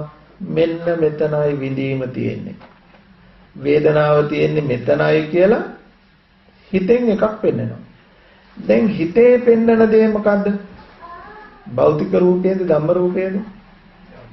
ධම්ම රූපයක් එක සිතුවිලි. දැන් අපිට සිතුවිල්ලක් පෙන්නනවා මෙතනයි වේදනාව තියෙන්නේ කියලා. දැන් ඒ සිතුවිල්ල කයට අයිතිද? කය සිතුවිල්ලට අයිතිද? නෑ. ඒක සිතේ හටගෙන සිතත් එක්කම නිරුද්ධ වෙන ධර්මතාවය. හැබැයි අපි හැමදාම රැවටෙනවා මෙන්න මේ සිතුවිල්ල ළඟ. දැන් මම කැක්කුම තියෙන්නේ කොන්දේ, කැක්කුම තියෙන්නේ ධනෙහිසේ කියන තීරණයට බහින්නේ මෙන්න මේ නාම ධර්මයේ දිහා බලලා. මෙතනින් තමයි මම විනිශ්චය කරන්නේ. මෙතන තමයි කැක්කුම තියෙන්නේ. ඔය විනිශ්චයෙන් පස්සේ තමයි මට අත ගෙනියන්න පුළුවන් වෙන්නේ ධනෙහිසට ඇස් දෙක පියාගෙනම. කොන්දට අත ගෙනියන්න පුළුවන් වෙන්නේ ඔය තීරණයෙන් පස්සේ. අන්න වැරදි කල්පනා, වැරදි දෘෂ්ටිය, මිත්‍යා දිට්ඨි, මිත්‍යා සංකප්ප. වැරදි දැක්මට ආවා. ඒකේ ප්‍රතිඵලයේ වැරදි කල්පනාව. ඊළඟට වැරදි ක්‍රියාව. දැන් බලන්න තමන් වේදනාවක් තියෙනවා දැන්. වේදනාව මෙතනයි කියන නිශ්චය කර ගැනීම කරන්නේ ওই සිතින් පෙන්වන රූපයත් එක්ක. දැන් මොහොතකට බලන්න ඔබට පුළුවන් වුණොත් ඔය සිතින් පෙන්වන දේ කයට අයිති නොවුවක් බව, සිතත් එක්කම හටගෙන සිතත් එක්කම නිරුද්ධ වෙන ධර්මතාවයක් හැටියට ඒක වෙන් කරන්න පුළුවන් වුණොත්, නාම රූප පරිච්ඡේද, නාම රූප දෙක වෙන් කරනවා කියන්නේ ඔකට. ඒ ටික වෙන් කළොත්, එතන බාර නොගත්තොත්, එතනට අර වැරදි පැනවීම උපකල්පනය නොකළොත් ඔබට වේදනාවක් පමණක් ඇති. අත්ති වේදනාතිවා පනස්ස සතිපච්චුපට්ඨිතා හොත්. වේදනාවක් පමණක් ඇත්තේ යන සිහිය එළඹ සිටින්නේ වේ. එතකොට වේදනාවක් තියෙන එක මමවත් මගේවත් නෙමෙයි. ඒකේ කොන්දේවත් ධනහිසේවත් නෙමෙයි. කාය ස්පර්ශයෙන් හටගත්ත ඉපද නිරුද්ධ වෙන වේදනාවක් විතරක් ඔබට හම්බ වේවි. ඒක දහම් ඇස. ඒ දැක්ම පටාව. අන්න ඒ නුවණ, ඒ අවබෝධය අර වේදනාව මම මගේ ආත්මය නොවේ කියන වචනේ ප්‍රමාණවත් නෑ. ඒක මම මගේ ආත්මය නොවනසේ අත්හරින්න පුළුවන් විදිහ. මොකද වේදනා පත්‍ය තණ්හා. උතන තමයි අපි බැඳෙන තැන. එතකොට දැන් මේ බැඳීම අතරමැදිය කරා වෙන්නේ. අතරමැදිය තමයි මනසින් හදලා දෙන දේ. අපි ඒක අතහැර ගත්තොත් වේදනාවක් තියෙන කොන්දේද ධනෙහිසේද කියන එකක් නෑ. කයත් එක්කම වේදනාවත් එතකොට අතහැරලා යනවා. මම නොවන මගේ නොවන යථාර්ථය වැටහෙන්න ගන්නවා. ඉතින් ඔන්න ඔය විදිහේ නොයි වේදනානුපස්සනාව වෙන්නේ. එතකොට දැන් මෙතන ආනාපාන සතියේට නාසිකාග්‍රය බලනකොටත් ඒ නාසිකාග්‍රය පිළිබඳව අපිට දැනීම මාත්‍රයක් තියෙනවා වෙන්න පුළුවන්. දැනීම මාත්‍රයක් ඇති තැන අර වගේම චිත්‍රයක් සටහනක් ඇඳෙනවා වෙන්නත් පුළුවන්. ඒ චිත්‍රය දිහා බලලා නම් උපකල්පනය කරන්නේ නාසයයි තොලයි කියලා. එතකොට අපි රැවටිලා. ධම්ම රූපේට රැවටිලා. කය නෙමෙයි අපට හම්බ වෙලා තියෙන්නේ ධම්ම රූපේ. සංඥාව. එතන රැවටිලා එතනයි වේදනාව කියලා ගත්තොත් තවත් වැරදි. මේ සංඥා සටහනට නොරැවටි ඒ තොල් දෙක ගැටෙන ඒ ගැටෙන ස්වභාවය හෝ හුස්ම රැල්ල ගැටෙන ඒ ස්වභාවය හෝ හඳුනගෙන ඒ ගැටීම් මාත්‍රේ ඒ දැනීම් මාත්‍රය ඇසුරු කරගෙන නම් ඉන්නේ. අන්න ඒ ඇසුර යම් වෙලාවක් සිත පවත්වන්න පුළුවන් වුණොත් ඒ පැවැත්වීම තුල ඊටමත් දුක් වේදනාවක් නෙමෙයි සුඛ වේදනාවක්. ඊටමත් ප්‍රණීත සැප වේදනාවක් දැනෙන්න ඕන. සැප වේදනාවක් දැනෙන්න ඕන. එයි නිවැරදිව මනස මේවනකොට යෝනිසෝ මනසිකරන්තෝ පාමුජ්ජං ඥායති ප්‍රමුදිත භවෙත. පාමුදිතස්ස පීති ඥායති පීති මනස්ස කායම්පි චිත්තම් විපස්ස. පස්සද්ද කායෝ සුඛං වේ. සුඛිනෝ චිත්තං සමාධිති. ඒ සැපය සමාධිය කරා ගමන් කරනවා. ඒ නිසා ඒ බඳු දැක්මකට යනවා මේ දර්ශනය. ඒ නිසා තමන් සැලකිලිමත් වෙන්න ඉක්මන් වෙන්න යන්න එපා. එකපාරට පැනගෙන යන්න බෑ. ඉස්සෙල්ලා කය හොඳට තහවුරු කරගන්න. කය පිළිබඳව අත්දැකීම ලබන්න. ඒ නිසා හිතෙන් මවල දෙන දෙයට නොරැවටි තමන්ට දැනීම මාත්‍රය මේ සැප දුක කියන දෙකම විඳින්න පුළුවන් කයින් විතරයි. ඇහැ කන නාසයෙන් දිවෙන් මනසින් විඳින්න බෑ. ඒවට හම්බ වෙන්නේ සෝමනස්ස දෝමනස්ස අපි හිතාගෙන ඉන්නවා සැප දුක් කියලා. නෑ සැප දුක් තියෙන්නේ කායත් එක්ක විතරයි. ඒක හඳුනා ගන්න පුළුවන් මේ විදිහට ඒ දැනීම මාත්‍රය ඇසුරු කරගෙන වැඩි වෙලාවක් හිත රඳවන්න බලන්න. කය පිළිබඳව හරියට වටහා ගන්නකම්. ඊළඟට වේදනාවට යන්න පුළුවන් වෙයි පහසුවෙන් ඉක්මන් නොවි එතන රැඳෙන එකයි සුදුසු.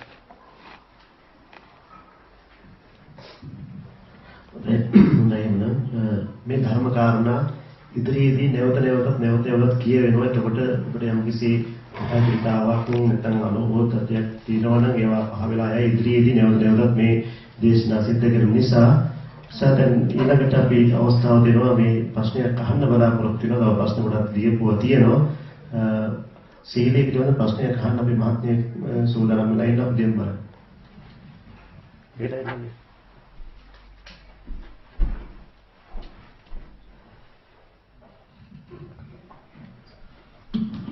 සෝනාසේ මේ මොනසේ අවසාන වලදී හම්බුනහම සෝනාසේ උපදෙස් දුන්නේ මේ සීලය කියන එක සමාධි සංවර්ධනිකයි. ඒ නිසා සීලය තමයි මේ හදාගන්න උත්සාහ ගන්න ඕන. ඉතින් ඒ සම්බන්ධයෙන් පොතපත කියවලා ධර්ම දේශනාව සම්බන්ධුනහම ඒකේ අපසරිය බොහෝ විශාලයි.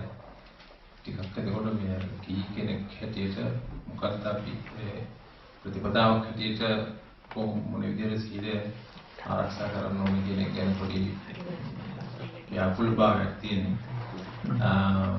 මොකද කනක මුඛාන සූත්‍රයේ පිළිවෙතක් සීලේ කොටස හැටියට නොයෙම ඊළඟට සීලය හැටියට නිත්‍ය සීලය හැටියට පංච සීලය ගැනත් පනවනවා. ඊට අමතරව මේ ආජීවට්ටමක සීලත් ආජීවට්ටමක සීලය මේ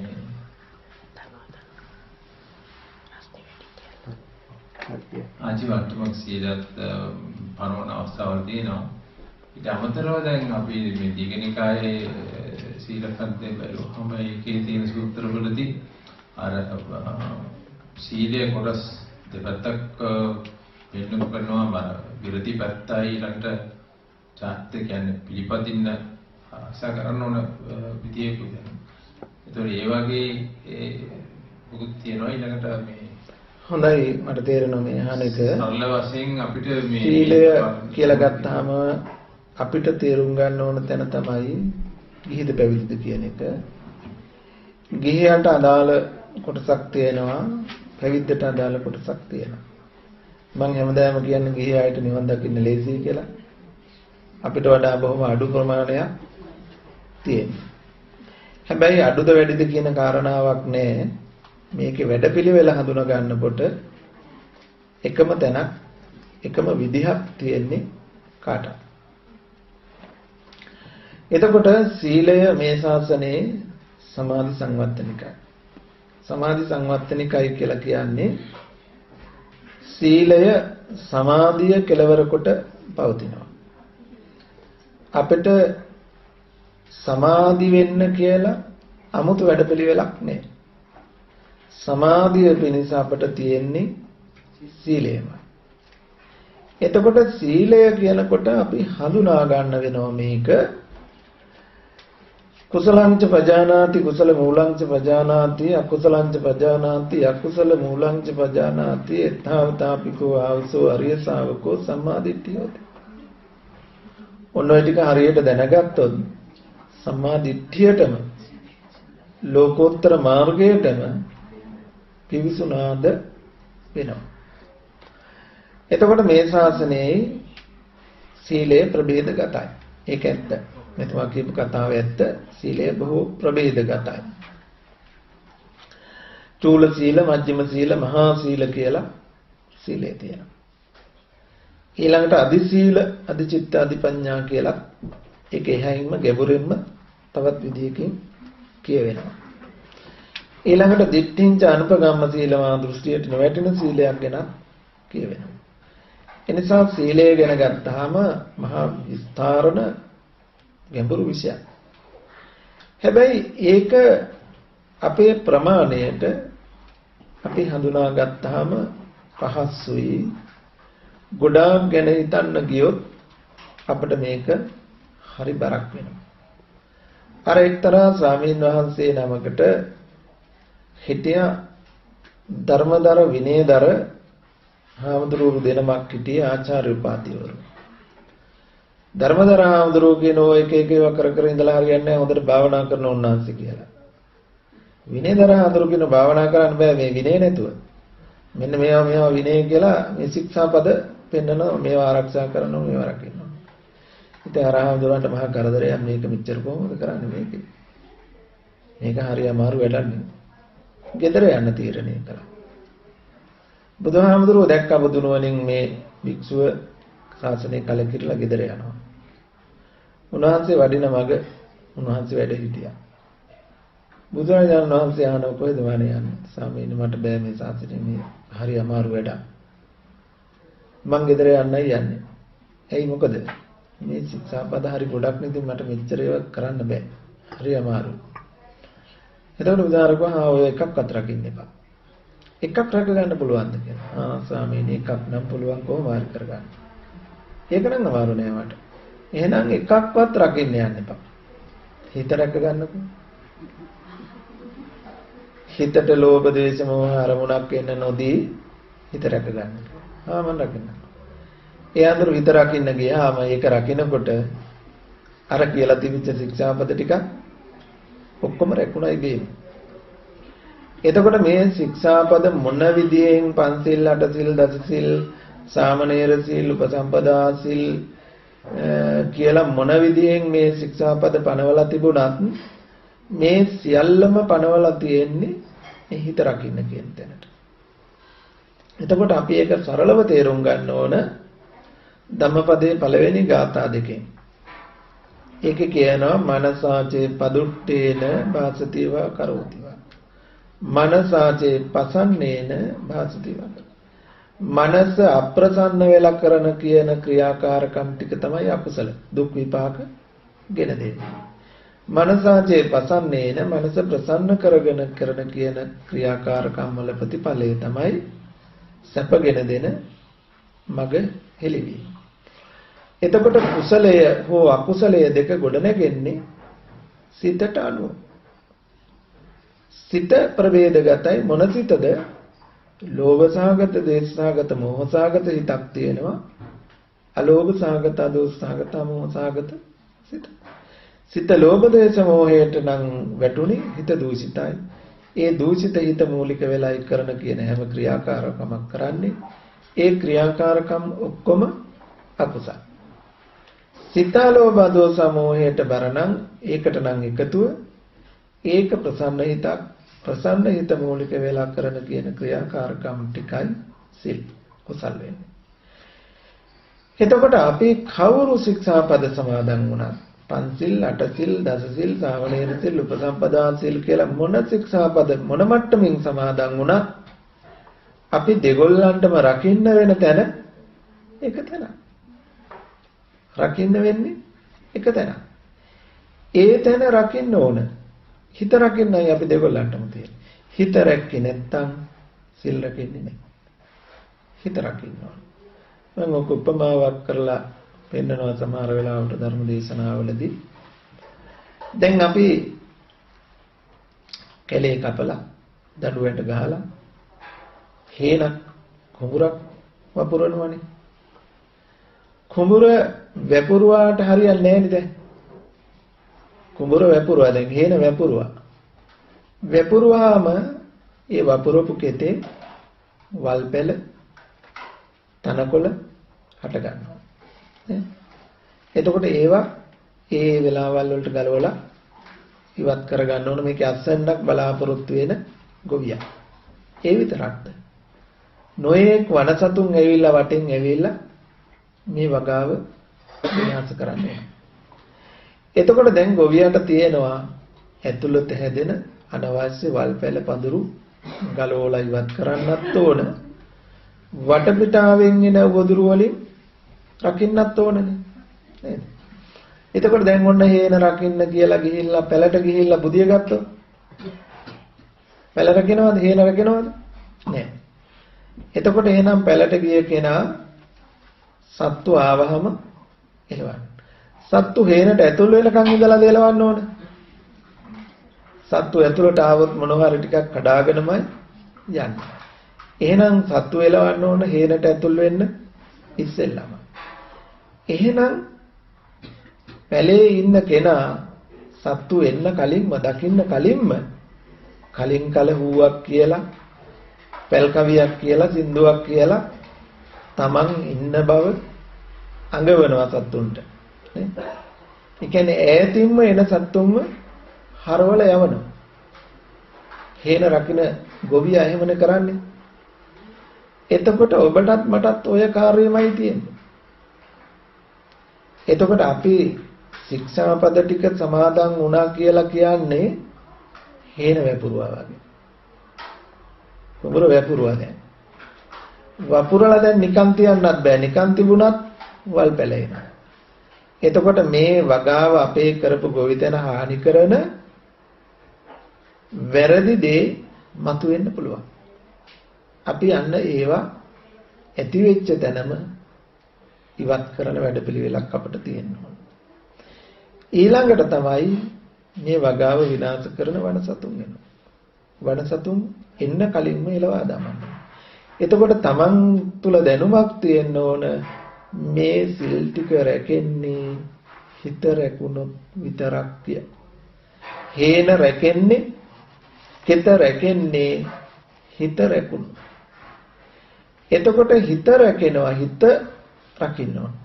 හිතට හානි කරන්නේ කවුද? හිතට හානි කරන්නේ කවුද? අන්න වනසතුන්. කවුද වනසතුන්? ඒවට අපි කියනවා කෙලෙස් කියලා. කෙලෙස්. කෙලෙස් එන්නේ කොහෙන්ද? ඔන්න සත්තු වෙන දොරටු. වනසත්තු වෙන දොරටු 6ක් තියෙනවා. ඇහැ, කන, නාසය, දිව, කය, මනස. අර ශික්ෂාපද සමාදානයේ බුදුහාඳුරු ප්‍රාතිමෝක්ෂ සීලයේ හැටියට පැනෙවුවා. ඊළඟට මේ හේන රකින්න නම් දොරටු ටිකක් රකින්න ඕන. දෙවනුව ඊළඟට පැනෙවුවා මොකද්ද? ඉන්ද්‍රිය සංවර සීලය. අර ටික රැකෙන්න නම් හිත රැකෙන්න ඕන. හිත රකින්න නම් දොරටු ටික රකින්න ඕන. හිතට කෙලෙස් එන්නේ මේ දොරටු හරහා. දොරටු ටික පාලනය කර ගන්න ඕන. එතකොට Taman දැනගන්න ඕන දොරටු ගැන. දොරටු ගැන දැනගන්න ඕන. දැන් ඇහැට රූප, කනට ශබ්ද, නාසයට ගන්ධ, දිවට රස, කයට පහස, සිතට අරමුණු. මේවා ඉන්නේ.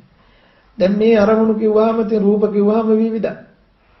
හිත ලෝභ සහගත කරන ඒවත් වෙනවා. ද්වේෂ සහගත කරන ඒවත් වෙනවා. මෝහ සහගත කරන ඒවත් වෙනවා. එතකොට මේ අරමුණු වලින් සිත ලෝභ ද්වේෂ මෝහයට ගියොත් හිත දූෂිතයි. ක්‍රියාකාරකම් ටික අකුසලයි. හේන විනාශ වෙනවා. හිත විනාශ වෙනවා. එහෙනම් දැන් මට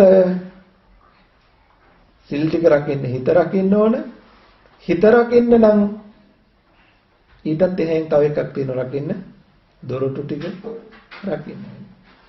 එතකොට දොරටු පාලනය කරන්න කියලා බුදුහාමුදුරුවෝ මට S2 වහගන්න කියලාත් නෑ. කන් දෙකේ මූටි ගහගන්න කියලාත් නෑ. නාසයේ රෙදි කැල්ලක් බැඳ ගන්න කියලාත් නෑ. දිවට තිත්ත කහට විතරක් ගන්න වෙන මොකුත් ගන්න එපා කියලාත් නෑ. ගහක් ගලක් යට විතරක් ඉන්න සුවපහසු තැනක ඉන්න එපා කියලාත් නෑ. එහෙම තහනමක් කරලත් නෑ. එහෙනම් දැන් මේවත් පරිහරණය කරද්දී හිත කෙලෙසෙන්නේ නැතුව මේ ජීවිතය පවත්වන්නේ කොහොමද කියන එක හඳුනාගෙන අහගෙන ඒ අනුව කටයුතු කරන්න වෙනවා. අන්න එතනදී අපිට බුදුහාරෝ බණවන්නේ ඉන්ද්‍රිය සංවරය චක්කුණා රූපං දිස්වා න නිමිත්තක් ගායි යෝති නානු ව්‍යංජනක් ගායි යත්‍රාදි කරන වේනං චක්ඛුන්ද්‍රයන් අසංගතං විහරන්තං අවිජ්ජා දෝමනස්සා පාපක අකුසල ධම්මානස. ඒ නිසා මේ ඉන්ද්‍රිය රකින්න කියනවා. මේ හැට රූප පෙනුනහම නිමිති අනුනිමිති වශයෙන් ගන්නවා. නිමිති අනුනිමිති වශයෙන් ගත්තොත් ඒ නිමිති අසුරු වෙලා තමයි සිත කෙලෙසෙන්නේ. මොනවද නිමිති අනුනිමිති කියලා කියන්නේ? දැන් අපි හැට රූපයක් ගැටුනහම අපි සමහර වෙලාවට ඒ පුද්ගල භාවයෙන් මෙයා ලස්සන කෙනෙක්, හොඳ කෙනෙක් කියලා නිමිත්තක් ගන්නවා. එහෙම නැත්නම් විචාර ලස්සන කොණ්ඩයක්. ඒ S2 නම් මහ පුදුම ලස්සන S2. එයාගේ මුහුණ හරි ලස්සනයි, එංග ලස්සනයි. ශරීරයේ කිසියම් අවයවයක් නිමිත්තක් හැටියට ගන්නවා. ඊළඟට ඒ නිමිත්ත සිහි කරලා තමයි අපි හිත කෙලෙසෙන්නේ, කිලුට වෙන්නේ. හිතට ගත්ත නිමිති සලකුණු අරමුණු කරගෙන තමයි ඊළඟට අර දවල් දවසේ තන උලා කන මීහරක් රැට වමාර ඒවම කනවනේ. ඒ වගේ අපි මේ ඇහෙන් ගත්ත අරමුණු ආපහු හිතින් මෙනෙහි කර කර රස විඳිනවා. ඒ හැම වෙලාවකම හිත දූෂිතයි.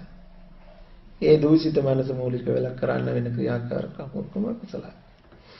ඉතින් අපට පුළුවන් නම් මෙන්න මේ ඇහැ පරිහරණය කරන්න නිමිති අනුනිමිති හිතට ඇතුළු නොවන විදියට.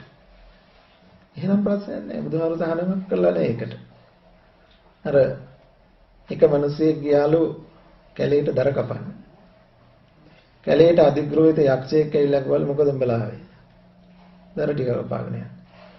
ගස් වර්ග දෙකක් කපන්න බෑ. අනිත් ඕන ගහක් කපාගෙන ඵලයන් කිව්වලු. මොකක්ද එපා කිව්වේ?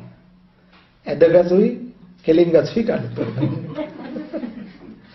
මේගොල්ලෝ කැලේ ඇවිදලා බැලුවා එක්ක ඇදයි එක්ක කෙලින්.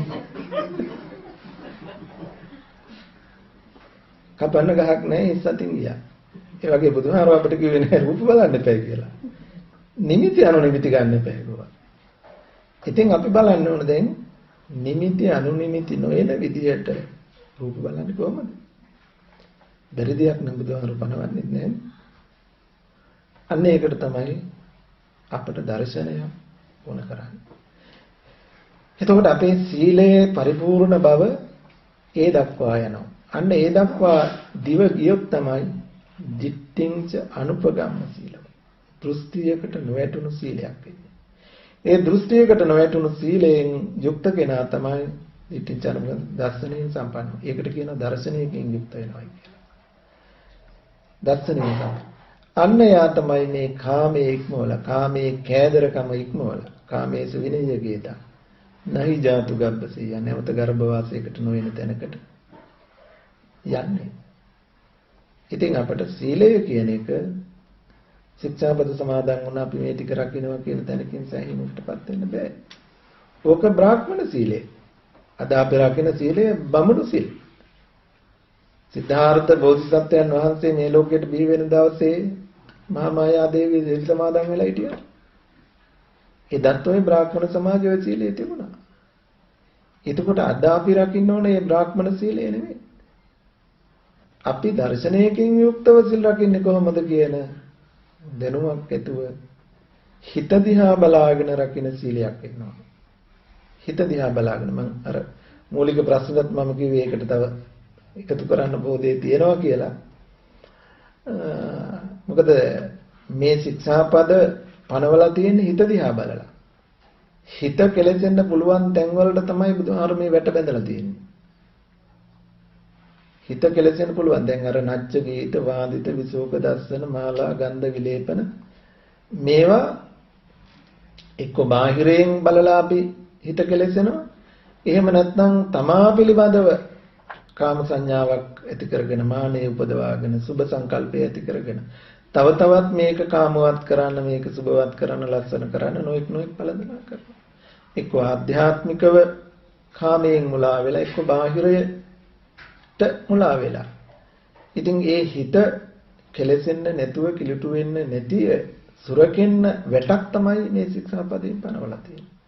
ඉතින් අපි සීලය කියන එක ගිහි වේවා පැවිදි වේවා ශික්ෂාපද මත අපිට යැපෙන්න පුළුවන් කමක් නැහැ.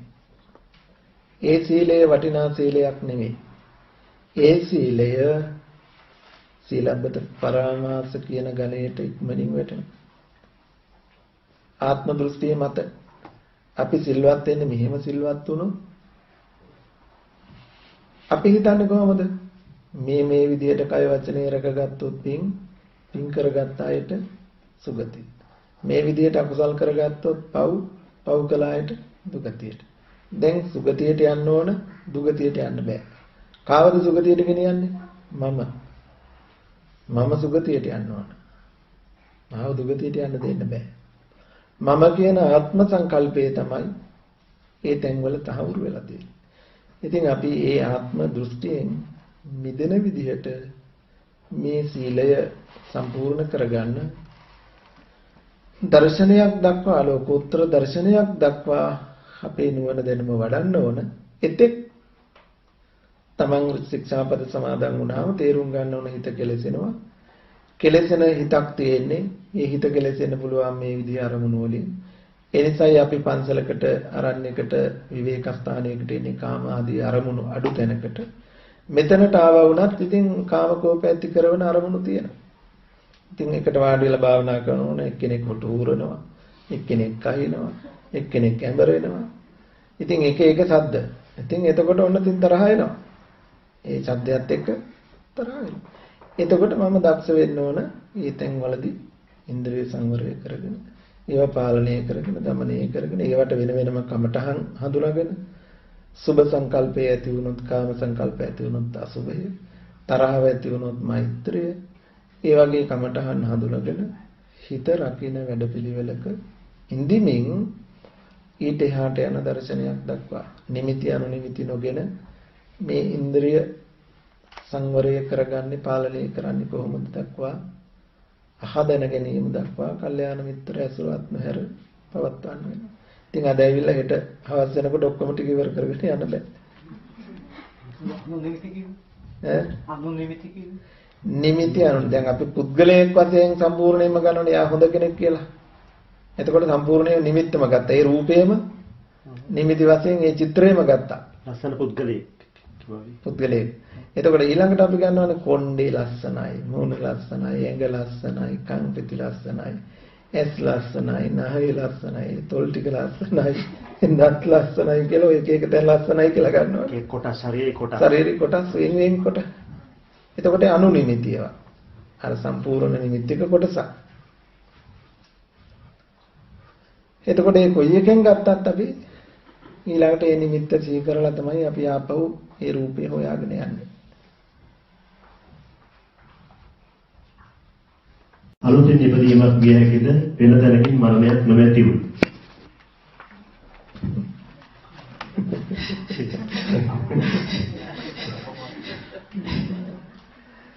මෙහෙමයි අපි බොහෝ වෙලාවට මේ ප්‍රශ්න නැගෙන්නේ සත්ව පුද්ගල සන්තතිය සම්මුතිය තුල සත්වයක් ඉන්නවා පුද්ගලයෙක් ඉන්නවා කෙනෙක් ඉන්නවා එයා මැරිලාමද මේ උපදින්නේ කියන. ඉතින් අපි සම්මත දහම තුල අපි එසේ කතා කළා. අපි ධර්මයේ ගැඹුර සොයාගෙන යනකොට අපිට මේ සංසාරයේ පැවැත්ම හැටියට හම්බ වෙන්නේ පටිච්ච සමුප්පාදය. පටිච්ච සමුප්පන්න ධර්මතාවයක් හැටියට තමයි මේ පැවැත්ම අපිට හඳුනා ගන්න වෙන්නේ. එතකොට යම් තැනක අවිද්‍යා සංඛාරයේ දේද මේ අවිද්‍යා සංඛාරයේ ප්‍රතිඵලය වෙනවා ප්‍රතිසන්දි විඥාණය. ප්‍රතිසන්දි විඥාණයට අනුව නාම රූප නාම රූපයන්ගේ වර්ධනය වීම තුල සලආයතන සලආයතනයට බාහිර අරමුණු ගැටීමෙන් ස්පර්ශය නිසා විදීම මේ ජීවිතයේ පැවැත්ම වෙයි. ඊළඟට මේ විපාක වශයෙන් හටගත් විඥාන නාම රූප සලආයතන පස්ස වේදනා කියන ටික ඇත්ත ඇතිසැටියෙන් දැකලා විපාකයක් විපාකයේ හැටියට ගෙවෙන්න නොදී එතන නැවත වතාවක් අවිද්‍යා කර්ම යෙදුනොත් තණ්හා උපාදාන භව. නැවත වතාවක් කර්ම සකස් වෙනවා ප්‍රතිසන්දියට යන. ඒ අවස්ථාවට කියනවා කර්ම භව කියලා. ඒ කර්ම භවය අතරින් යම් කර්මයක් උත්පත්තියට පැමිණීමෙන් උත්පත්ති භවය, උත්පත්ති කර්ම.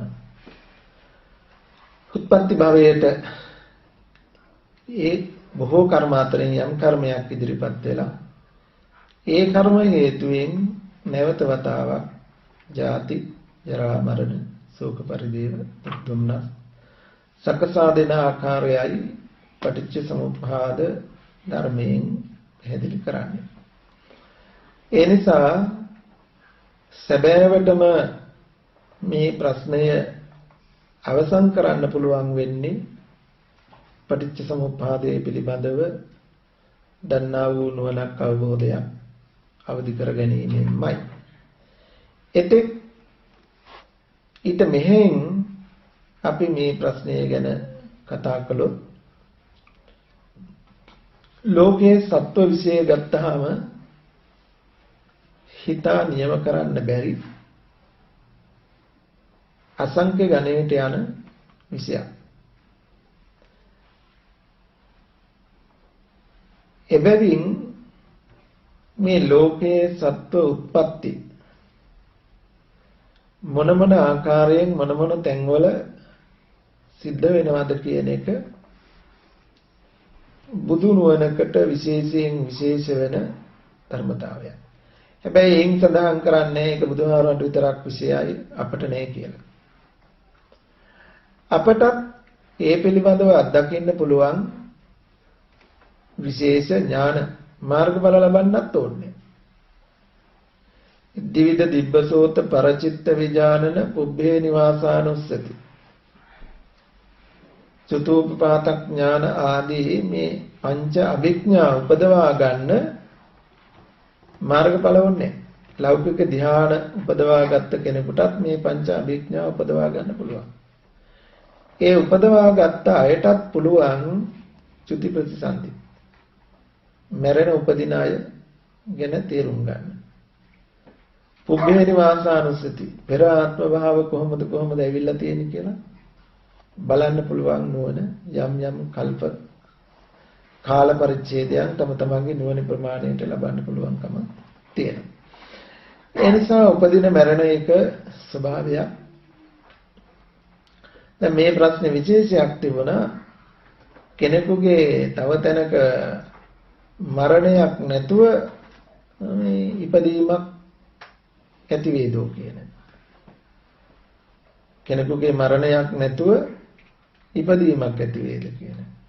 ඉතින් ඒකට අපිට කියන්න තියෙන්නේ කෙනෙක් මරුණත් නැතත් යම් තැනක අවිද්‍යා සංඛාරය යෙදුණොත් ඒකේ ප්‍රතිඵලය ප්‍රතිසන්දි විඥානයගේ හට ගැනීම වෙනවා. ඒක අරූප භාවය වෙන්න පුළුවන්, ඒක රූප භාවය වෙන්න පුළුවන්, ඒක කාම භාවය වෙන්න පුළුවන්. කාම සුගතිය වෙන්න පුළුවන්, කාම දුගතිය වෙන්න පුළුවන්. සංඛාර පත්‍ය විඥාන. ඒන්තරව විඥානයක් හට ගැනීමේ ක්‍රමය පිළිවෙලක් නැහැ. එතකොට දැන් සමහරු අපෙන් ප්‍රශ්න කරනවා දැන් මනුස්ස ලෝකෙ හුඟක් අය අකුසල් කරනවා කියලා කියනවා. කාමයට යොමු වෙලා කියනවා, කාමයට ගිජු වෙලා කියනවා. දස අකුසලයෙන් යුක්තයි කියනවා, ලෝභ දෝෂ මොහයෙන් යුක්තයි කියනවා. ඒ වුණාට මනුස්ස ලෝකයේ ජනගහණය වැඩි වෙනවා කියනවා. ඉතින් කොහොමද මේ මිනිස්සු වෙලා උපදින්නේ කියලා. නමුත් මිනිස්සු වෙලා උපදිනවා කියලා කියනකොට අපි මිනිස්සු වෙලා හිටපු අයම නැවත මිනිස්සු වෙනව නෙමෙයි. අපට පේන ලෝකයට වඩා නොපෙනෙන ලෝකයේ වැඩි. ඉතින් දිව්‍ය ලෝක වලින් බ්‍රහ්ම ලෝක වලින් චුත වෙන අයත් මනුස්ස ලෝකයට එනවා. ඒ වගේම භූත ප්‍රේත ආත්ම භාව වලින් මිදලා මනුස්ස ලෝකයට එන අයත් ඉන්නවා. ඒ නිසා අපට දැන් බුදුහාමුදුරුවෝ ප්‍රථම ධර්ම දේශනාව කළ අවස්ථාවේ මිනිස්සු වශයෙන් 5 දෙනා හිටියේ. ඒ වුණාට දිව්‍ය බ්‍රහ්මිය 18 කෝටියක්. 5 දෙනෙක් මිනිස්සේ හිටි තැන 18 කෝටියක් දිව්‍ය බ්‍රහ්මයෝ හිටියා. එතකොට දිව්‍ය බ්‍රහ්මයන්ගේ ප්‍රමාණය අපිට කෝටි ගණනින් දක්වන්න පුළුවන් කමක් නැහැ. ඒ අයගෙත් ආයුෂ පිරිහෙනවා, කර්ම පිරිහෙනවා. ඒ අයට නැවත එන්න තියෙන තැන තමයි මනුස්ස ලෝකේ. ඒ නිසා මනුස්ස ලෝකයට පෙර පින් කළ අය පෙර ආත්ම භාව දිව්‍ය මනුස්ස ආදී ආත්ම භාව වලින් නැවත මෙහාට එන්න පුළුවන්. ඒ නිසා මෙහි ප්‍රතිසන්දි ගන්න පුළුවන්. සතර අපායේ ඉන්න අයත් යම් යම් අල්ප වූ කුසලයක් හෝ අරමුණු වීමෙන් මනුස්ස ආදී සුගති ආත්ම භාවවලට යමක් තියෙනවා. ඉතින් කොහොම වුණත් මේ සත්පුද්ගල සම්මතිය තුළ ඉතින් පරමාර්ථ වශයෙන් අපි කතා කළොත් අවිද්‍යා සංඛාරය යෙදුනේ නැත්තම් විඥාන නාම රූප සලආයතන පස්ස වේදනා හට ගන්න විදිහක් නැහැ.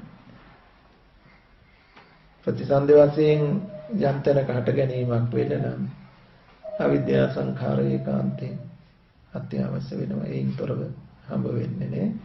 ඊළඟට අපිට හම්බ වෙනවා කෙනෙකුගේ මරණයකින් තොරව කියන කතාවත් එක්ක ගත්තොත් අර ප්‍රතිසන්දි ක්‍රම හතරක් තියෙන උත්පත්ති ක්‍රම හතරක් අණ්ඩජ ජලාභුජ සංසේදජ ඕපපාති. අණ්ඩජ ජලාභුජ සංසේදජ ඕපපාතික කියලා. මෙන්න මේ උත්පත්ති ක්‍රම හතරේදී දැන් තියෙනවා කුණු මස් ආදී අපවිත්‍ර තැන් වල හැදෙන සතකොට ඉබේම හැදෙනවා. අර විතරයකින් එනවත් නෙමෙයි මව් කුසෙන් එනවත් නෙමෙයි ඉබේ පහළ වෙනවත් නෙමෙයි ඊට වඩා වෙනස් ආකාරයකින්. එතකොට අර මෙතන අහලා තිච්ච ප්‍රශ්නේ අලුතෙන් අලුත තමයි මේක කෙනෙක් මැරෙන්නේ නැතුව තව අලුතෙන් සත්‍යයක් එකතු වෙනවා නම් කොහොමද කියන අදහස. ඒකට යම් අදහසක් ගන්නවා නම් ගන්න තියෙන මෙතනින්. සංසේදජ කියන තැනින්. සංසේදජ කියන තැනින් හට ගන්න කෙනා හට ගන්න ඒ සත්වයා යම් විදියකින් එතනින්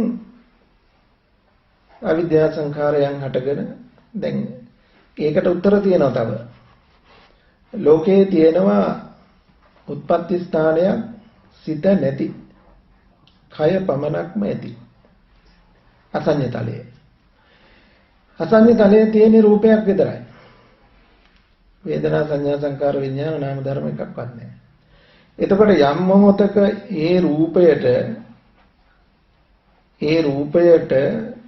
වේදනා සංඥා පහළ වීද ඒ පහළ වීමම අසඤ්ඤ සත්‍යයේ මරණය වෙනවා. අසඤ්ඤ ලෝකයේ පැවැත්ම තියෙන වේදනා සංඥා නැත්නම්නේ. වේදනා සංඥාවක් පහළ වුණොත් ඒ සත්‍යය මැරෙන මෙතන. එතනින් චුත වීම කියන්නේ ඒකට. ඊට මෙහා ලෝකවල තියෙන්නේ ඒ බඳු රූපයකට වේදනා සංඥා පහළ වුණොත් උත්පත්තිය වෙනවා. දැන් මා කුසකදී කලලයකට විඥානය තුලලා වේදනා සංඥා පහළ වුණාමයි උත්පත්තියක් ජාති කියන්නේ අපි. එතකොට එතනදී වේදනා සංඥාවන්ගේ පහළවීම ඉපදීම හට ගැනීම වෙනවා. අතනදී වේදනා සංඥාවන්ගේ පහළවීම මරණය වෙනවා.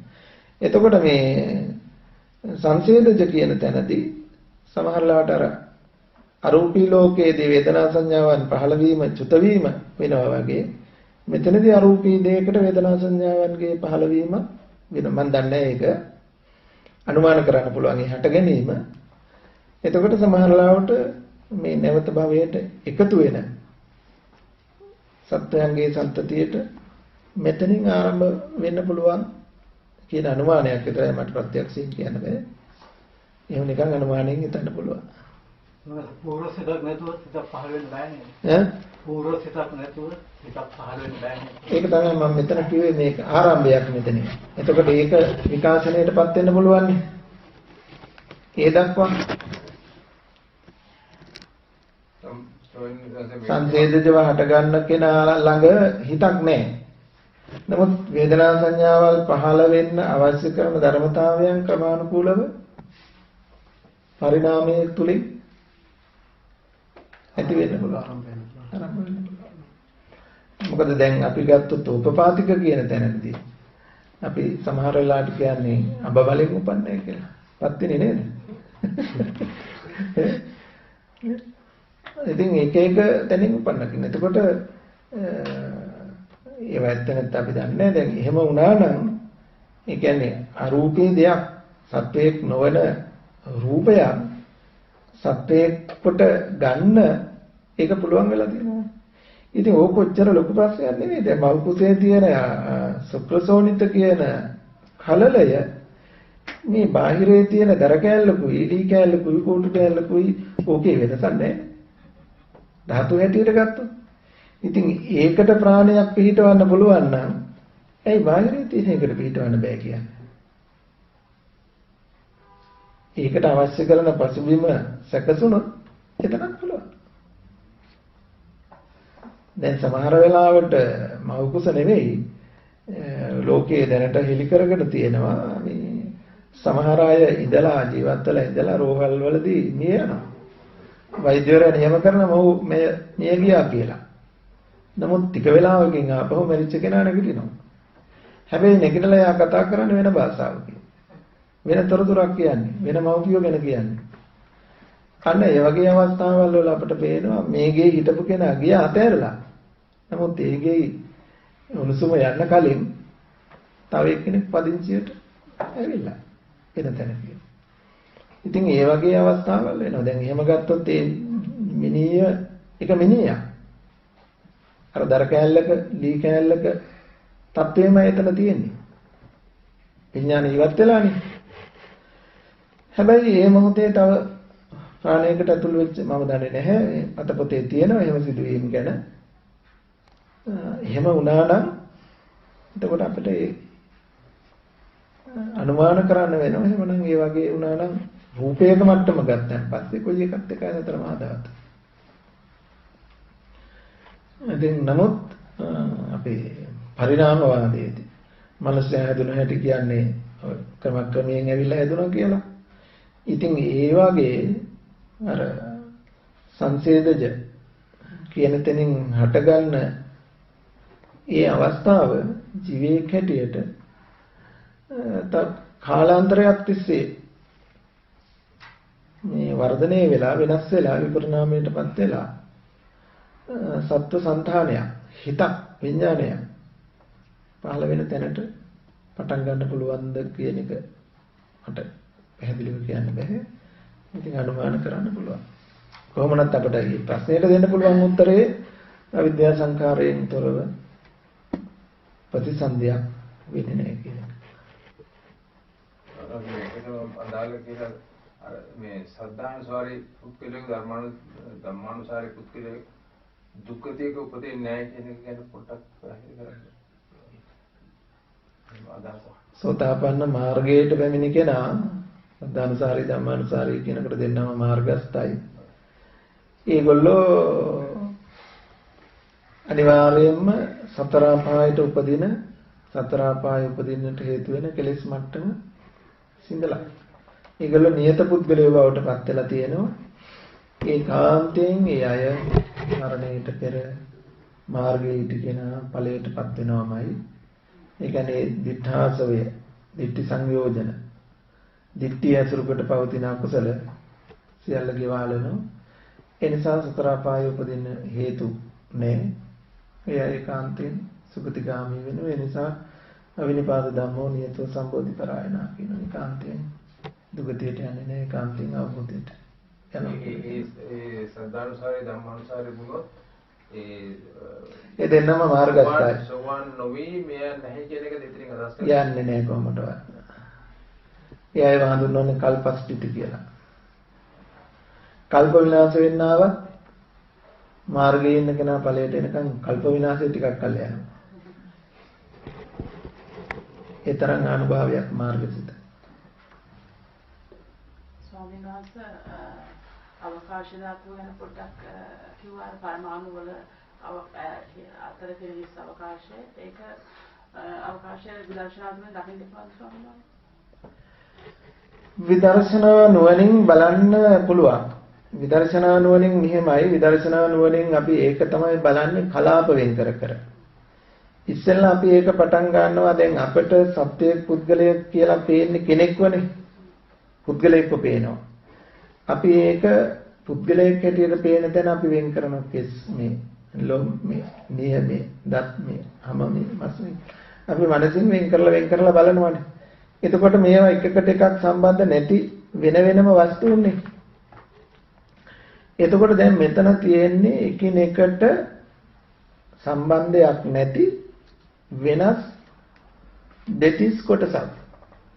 එතකොට මෙන්න මේ කොටස මේ ආකාරයෙන් පිහිටියාම මට එක්කෙනෙක්ව පේනවා. හැබැයි මට එක්කෙනෙක්ව පේන තැන තියෙන්නේ කොටස් 32ක්. එතකොට දැන් ඒ 32 වෙන් කරගත්තාම මේවා හතරක් තියෙනවනේ. මේවා එකක් නෙවෙයිනේ එතකොට. ගොඩවල් 32ක් නේ තියෙන්නේ නේද? එතකොට දැන් අපිට ගොඩක් හැටියට පේන හැම තැනක්ම අපිට විදර්ශනා නුවණින් බලන්න වෙනවා. දැන් අපි වැලි ගොඩක් කියනවා. වැලි ගොඩක් කියලා කියනකොට එතන තියෙන වැලි ඇට රාශියක්. දැන් අපි වැලි ඇටෙන් ඇටේ අරගෙන දැම්මොත් ගොඩක් හම්බ වෙයිද අපිට? වැලි ගොඩ මේකද කියලා බල ගණන් කර ඇටේ අරගත්තොත් අපිට වැලි ඇට ටිකක් හම්බ වෙනවා මිසක් වැලි ගොඩක් කවදාවත් හම්බ වෙන්නේ නැහැ. එතකොට වැලි ගොඩක් අපිට පේන්නේ වැලි ඇට රාශියක් ඇති තැනනේ. එතකොට වැලි ඇට කියලා කියනකොට මේ එකට එක බැඳිලා නැහැනේ වෙන වෙනමනේ. එතකොට මේ වෙන්වෙන්ව තියනවා කියන අතරක් තියෙනවනේ. ඒ වගේ මේ ශරීරයේ පඨවි ආපෝ තේජෝ වායෝ වර්ණ ගන්ධ රස ඕජා අවම වශයෙන් ගත්තාම රූප කලාපයක මේ 8ක් තියෙනවා. මේවට කියන සුද්ධාෂ්ටක කියලා. මෙන්න මේ 8 කොටස් තමයි මෙතන එකතු වෙලා තියෙන්නේ රාශි වෙලා තියෙන්නේ. අපි අනුවිශේෂයෙන් ශෛලයක් දිහා බැලුවොත් ඒක තියෙන්නේ වෙන වෙනම කොටස් නේද? ශෛල කියලා ගත්තාම පරමාණු කියලා ගත්තාම ඒවා එකින් එකට වෙනස්නේ. එතකොට එතන තියෙන්නේ වෙන් වූ පරමාණු රාශියක්. වෙන් කළාම පරමාණුට. එතකොට වෙන් කරන්න පුළුවන් වෙන්නේ එකක් නොවන නිසානේ. එහෙනම් මේවා එකට එකතු කළා කියලා අපිට එකට කෙටි ගහලා පෙනුනට මේවා වෙන් වෙච්ච දේවල්. එතකොට අනිවාර්යයෙන්ම මේවා සියුම් අතරක් තියෙනවා. එතකොට විදර්ශනා නුවණින් අපි පටන් ගත්ත තැන ඉඳලම මේ බෙදා බැලීම තුල ද්විතිස් කුණප වශයෙන් ධාතු වශයෙන් බැලීම තුල කරන්නේ මෙන්න මේ කලාප සම්වර්ෂණය. බෙදලා වෙන් කරනවා. එතකොට එකිනෙකට එකක් ඒකත්වයෙන් අපට හම්බ වෙන ගතිය දුරු වෙනවා, ඝන සංඥාව දුරු වෙනවා. ඝන සංඥාව දුරු වෙනකොට අපට පැහැදිලි වෙන වෙනම් අපට පේන විදිහ බොරුවක් කියන්නේ. අපි තුලින්ම අපි හදාගත්ත චිත්‍රයක් දකිනවා මිසක් තියෙන දෙයක් දකිනවා නෙමෙයි කියන්නේ. තියෙන්නේ මේ බඳු දෙයක්, පේන්නේ නෙමෙයි. තියෙන එකයි පේන එකේ වෙනස හසු වෙනවා. එතකොට එහෙනම් අපි බැඳිලා තියෙන්නේ තියෙන එකට නෙමෙයි, පේන එකට. පේන එක Tamanටම අයිති දෙයක් හැටියට බාරගත්තාම Tamanට ලේසියෙන් මිදෙන්න පුළුවන්. එනිසා විදර්ශනා නුවණදී විශේෂයෙන් මේ කලාප සම්මර්ෂණය බෙදා බැලීම කරන්න වෙනවා. හොඳයි මේ තව ප්‍රශ්න හතරක් තියෙනවා. ප්‍රශ්න සාකච්ඡා කළොත් වෙනවා ඊට පස්සේ වෙනවා මත වෙනවා. මොකද පින්දුම කියන්නේ ඒ ප්‍රශ්න සාකච්ඡා කරනවා. ඊළඟට විශේෂ දේශනාවක් පාපව දිනවා. ඒ කාලෙක විතර තුනමාරට පැයකමාරයි තුතියි. අපි තව එක ප්‍රශ්නයක් විතර සාකච්ඡා කරමු. ආශ්‍රව සහ අනුසය වෙනස පැහැදිලි කර දෙන්න. හතර ආකාර ආශ්‍රව විග්‍රහ කර දෙන්න. ඒකට ගොඩක් වෙලායි. කෙටියෙන් අපි තව නැවතත් මේ ප්‍රශ්න මේ දහම් කර්ම කීය වෙනවා ඉදිරියේදී මේ වස් කාලේ පුරාම ඊළඟ පොහොය දවසේ මේ වගේ වස්තම් පැවැත්වෙනවා. ඒ නිසා අපි මේ ප්‍රශ්نين අවසන් කරමු අපේ ධර්ම සාකච්ඡාව. දැන් අපි අහමු මේ ප්‍රශ්නයකට මතක් කරනවා ආශ්‍රව සහ අනුසය වෙනස පැහැදිලි කර දෙන්න. හතර ආකාර ආශ්‍රව විග්‍රහ කර දෙන්න. කාමාසව, භවසව, දිඨාසව, අවිජ්ජාසව කියලා ආශ්‍රව ධර්ම තියෙනවා. රාගානුසය, පටිඝානුසය, භවරාගානුසය, මානානුසය, අවිජ්ජානුසය ආදී වශයෙන් අනුසය ධර්මත් 7ක් කියවෙනවා.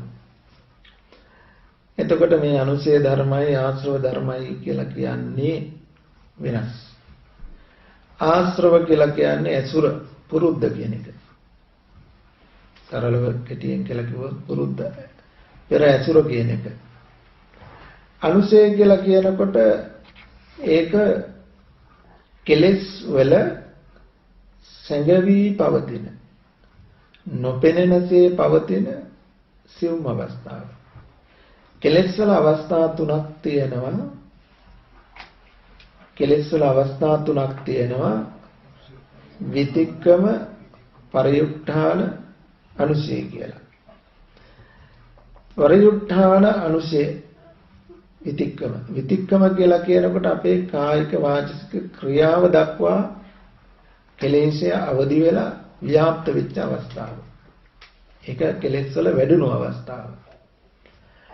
ඊළඟට පරියුක්ඨාන කියලා කියන්නේ හිතේ ක්ලේශය අවදි වෙන අවස්ථාව. පරියුක්ඨාන කියන්නේ අවදි වෙනවා. කෙලෙස් නැගී සිටින අවස්ථාව. ඊළඟට කෙලෙස් අවදි වෙන්නේ සැඟව ඇති නිසා. එතකොට සැඟවිලා තියෙනකොට මේ ලේ මස් නහර රසය ඇඟිලා තියෙනව නෙමෙයි. මොලේ සෛලාසය සැඟවිලක් තියෙනව නෙමෙයි. අවස්ථාවක් ලැබුණොත් උපදින්න තියෙන හේතුව අනුසය කියලා කියන්නේ. ඒක අපි උදාහරණයක් හැටියට ගත්තොත් මේ අනුසය ධර්ම පවතින්නේ සැප වේදනාවේ රාගානුසය, දුක් වේදනාවේ පටිඝානුසය, අදුක්කම සුඛ වේදනාවේ මෝහානුසය. ප්‍රධාන වශයෙන් ගත්තාම ලෝභ දේශ මෝහ. ඒ ලෝභ දේශ මෝහයන්ගේ සියුම් අනුසය අවස්ථාව තියෙන්නේ මේ තුන් වේදනාවත් එක්ක. ඔය අනුසය ධර්මයන් පවතින සංගව තියෙන අවස්ථාව තමයි සැප වේදනාවේ, දුක් වේදනාවේ දුක්. දැන් අපි දන්නේ නැහැ සැප වේදනාවේ ලෝභයේ සියුම් අවස්ථාව තියෙනවා, දුක් වේදනාවේ ද්වේෂයේ සියුම් අවස්ථාව තියෙනවා, අපි දුක්ඛම සුඛ වේදනාවේ මෝහයේ සියුම් අවස්ථාව තියෙනවා කියලා. නමුත් කරුණ විභාග කරලා විමසලා බැලුවොත් මේ තුන් වේදනාවත් එක්ක මෙන්න මේ අනුසය ධර්ම රැඳිලා තියෙනවා. අපි සැප වේදනාවට කැමති, දුක් වේදනාවේ අකමැති බව තියෙනවා. අදුක්කම සුඛ වේදනාවේ මුලා වූ බව, නොදන්නාකම යෙදෙනවා. දැන් අපි ගත්තොත් එකම ඉරියව්වක් තුල දැන් හොඳයි, දැන් ඔය ඉරියව්වෙම වාඩි වෙලා ඉන්නකොට දැන් අමාරුයිනේ. දැන් දැනෙන්නේ මොකද්ද? මොන වේදනාවද? දුක් වේදනාව. දැන් දුක් වේදනාව දැනුණාම දුකට අකමැතිනේ. එපා දැන් කැමති වෙන්නේ මොනවටද? සැපයට. දැන් සැප විඳින්න කියලා අපි මොකද්ද කරන්නේ? නවාගත්ත කකුල දිගාරිනවා. දැන් දිගාරියාම දුක දුරු වුණා, සැප ලැබුණා. දැන් සැපෙහි සැපවත්. දැන් දුකෙහි දුක් වුණා, දැන් සැපෙහි සැපවත් වෙනවා. දැන් ඔහොම දිගාරගෙන ටිකක් වෙලා ඉන්නකොට මොකද වෙන්නේ? ආයෙ රිදෙනවා. දැන් ඔය රිදුම පටන් ගත්තේ කොයි වෙලාවෙද?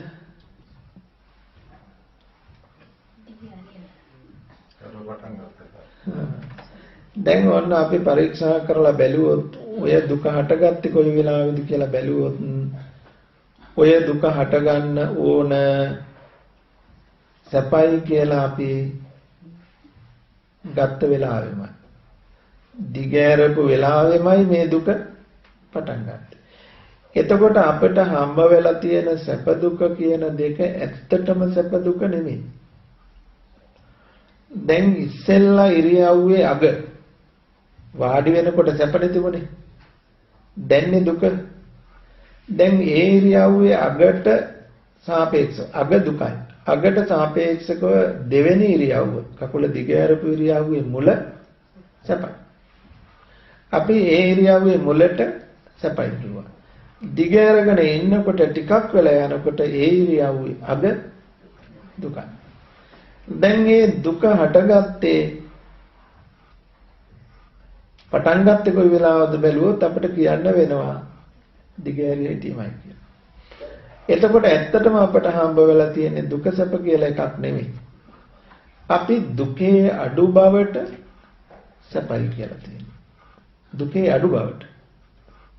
දුකේ වැඩි බවට දුකයි කියලා තියෙනවා. ওই දෙක අතරේ අතරක් තිබුණානේ. අපට අහුන්නේ නැහැ. මෝහසහගතයි කියන්නේ ඒකයි. දැන් ඔය හරියටම තුලණය වෙන අවස්ථාවක් අර සමුද්‍රයකක් වගේ මේ හරියට මැදින් සම වෙන අවස්ථාවක් තිබුණානේ. වේදනාවෙත් දුක් සැප වේදනාවෙත් දුක් වේදනාවෙත් පටන් ගන්න මැද අවස්ථාව. ඒ අදුක්ඛම සුඛ සැපේකුත් නැති දුකකුත් නැති මොහොත අපට අත්දැකීමක් ඇත්තෙම නැහැ. අපේ නුවණෙච්චර වැඩිලා නැහැ මේ අවස්ථාව අත්දැකීම. එතන මොහොම සහගතයි. දුක් වේදනාවේ ආපහු නැවත. එතකොට දැන් බලන්න සැප වේදනාවේ තීලා තියෙනවා රාගය කැමැත්ත රාගහනුසය. දුක් වේදනාවේ පටුගහනුසය තියෙනවා. අදුක්ඛම සුඛ වේදනාවේ මොහොනස. එතකොට අනුශේ ධර්ම හැමතිස්සෙම මේ තුන් වේදනාවත් එක්ක දැන් අපි අනුශේ ධර්ම සංගවිලායි තියෙන්නේ කියලා ඔක හංගලම දානවා. එහෙම සංගවන්න ඕනේ මේ තුන් වේදනාවත් එක්ක ඒක හැමතිස්සෙම තියෙනවා අපිට තේරෙන්නේ නැති වුණාට. අපි ඒ ලෝභ දේශ මොහ අනුශේ ධර්මයන් එක්ක තමයි ජීවත් වෙන්නේ. පින් කරනවා කියන තැනත් ඔය අනුශේ ධර්ම ටික යෙදෙනවා. ඒ නිසා පින්පව් දෙකම දුරු කළ යුතුයි කියලා බුදුරජාණන් වහන්සේ පනවන්නේ. එතකොට ආශ්‍රව ධර්ම කියලා කියන්නේ අසුර පුරුද්ද. අර ආධ්‍යාත්මයෙන් අපි දකිනකොට දැන් මම අර ඉස්සෙල්ලා කිව්වා වේදනානුපස්සනාව වෙනකොට අපිට හිතට යමක් චිත්‍රයක් ඇදලා දෙනවා කියලා. දැන් බලන්නකෝ මා දිහා බලාගෙන ඉඳලා මගේ මේ අතේ තියෙන දේ දිහා බලාගෙන ඉඳලා ඇස් දෙක පියාගන්නකෝ. දැන් ඇස් දෙක පියාගත්තාම මේ යගේම සලකුණක් පේනවද? පේනකොට මොකක් කියලාද හිතෙන්නේ ඔය? වටාපත කියන අදහස උපදින්නේ නැද්ද? එතකොට තමන්ගේ හිතේම උපන් ධර්ම රූපයකට සිතුවිලි මාත්‍රයකට වටාපත කියන අදහස උපදවා ගන්නේ කොහොමද? පෙර තමන් ඕක නොදැන හිටියානම් ඔය පැනවීම කරන්න පුළුවන්ද? ඔය උපකල්පනය කරන්න පුළුවන්ද? එහෙනම් අපි ළඟ තියෙන දේ තමයි මේ සිතේ සංඥාවට එකතු කරන්නේ. අන්න ඒ එකතු කිරීම ආශ්‍රව. ඒක කාම වශයෙන්, භව වශයෙන්, ditthi වශයෙන්, අවිජ්ජා වශයෙන් සතරාකාර වෙනවා. ඉතින් මේ ටික තමයි ආශ්‍රවනුසය ගැන කෙටියෙන් කියන්න තියෙන්නේ. දීර්ඝ කරගත්තොත් ඉතින් ඕක තමයි නිවන දක්වාම කතා කරන්න තියෙන ටික.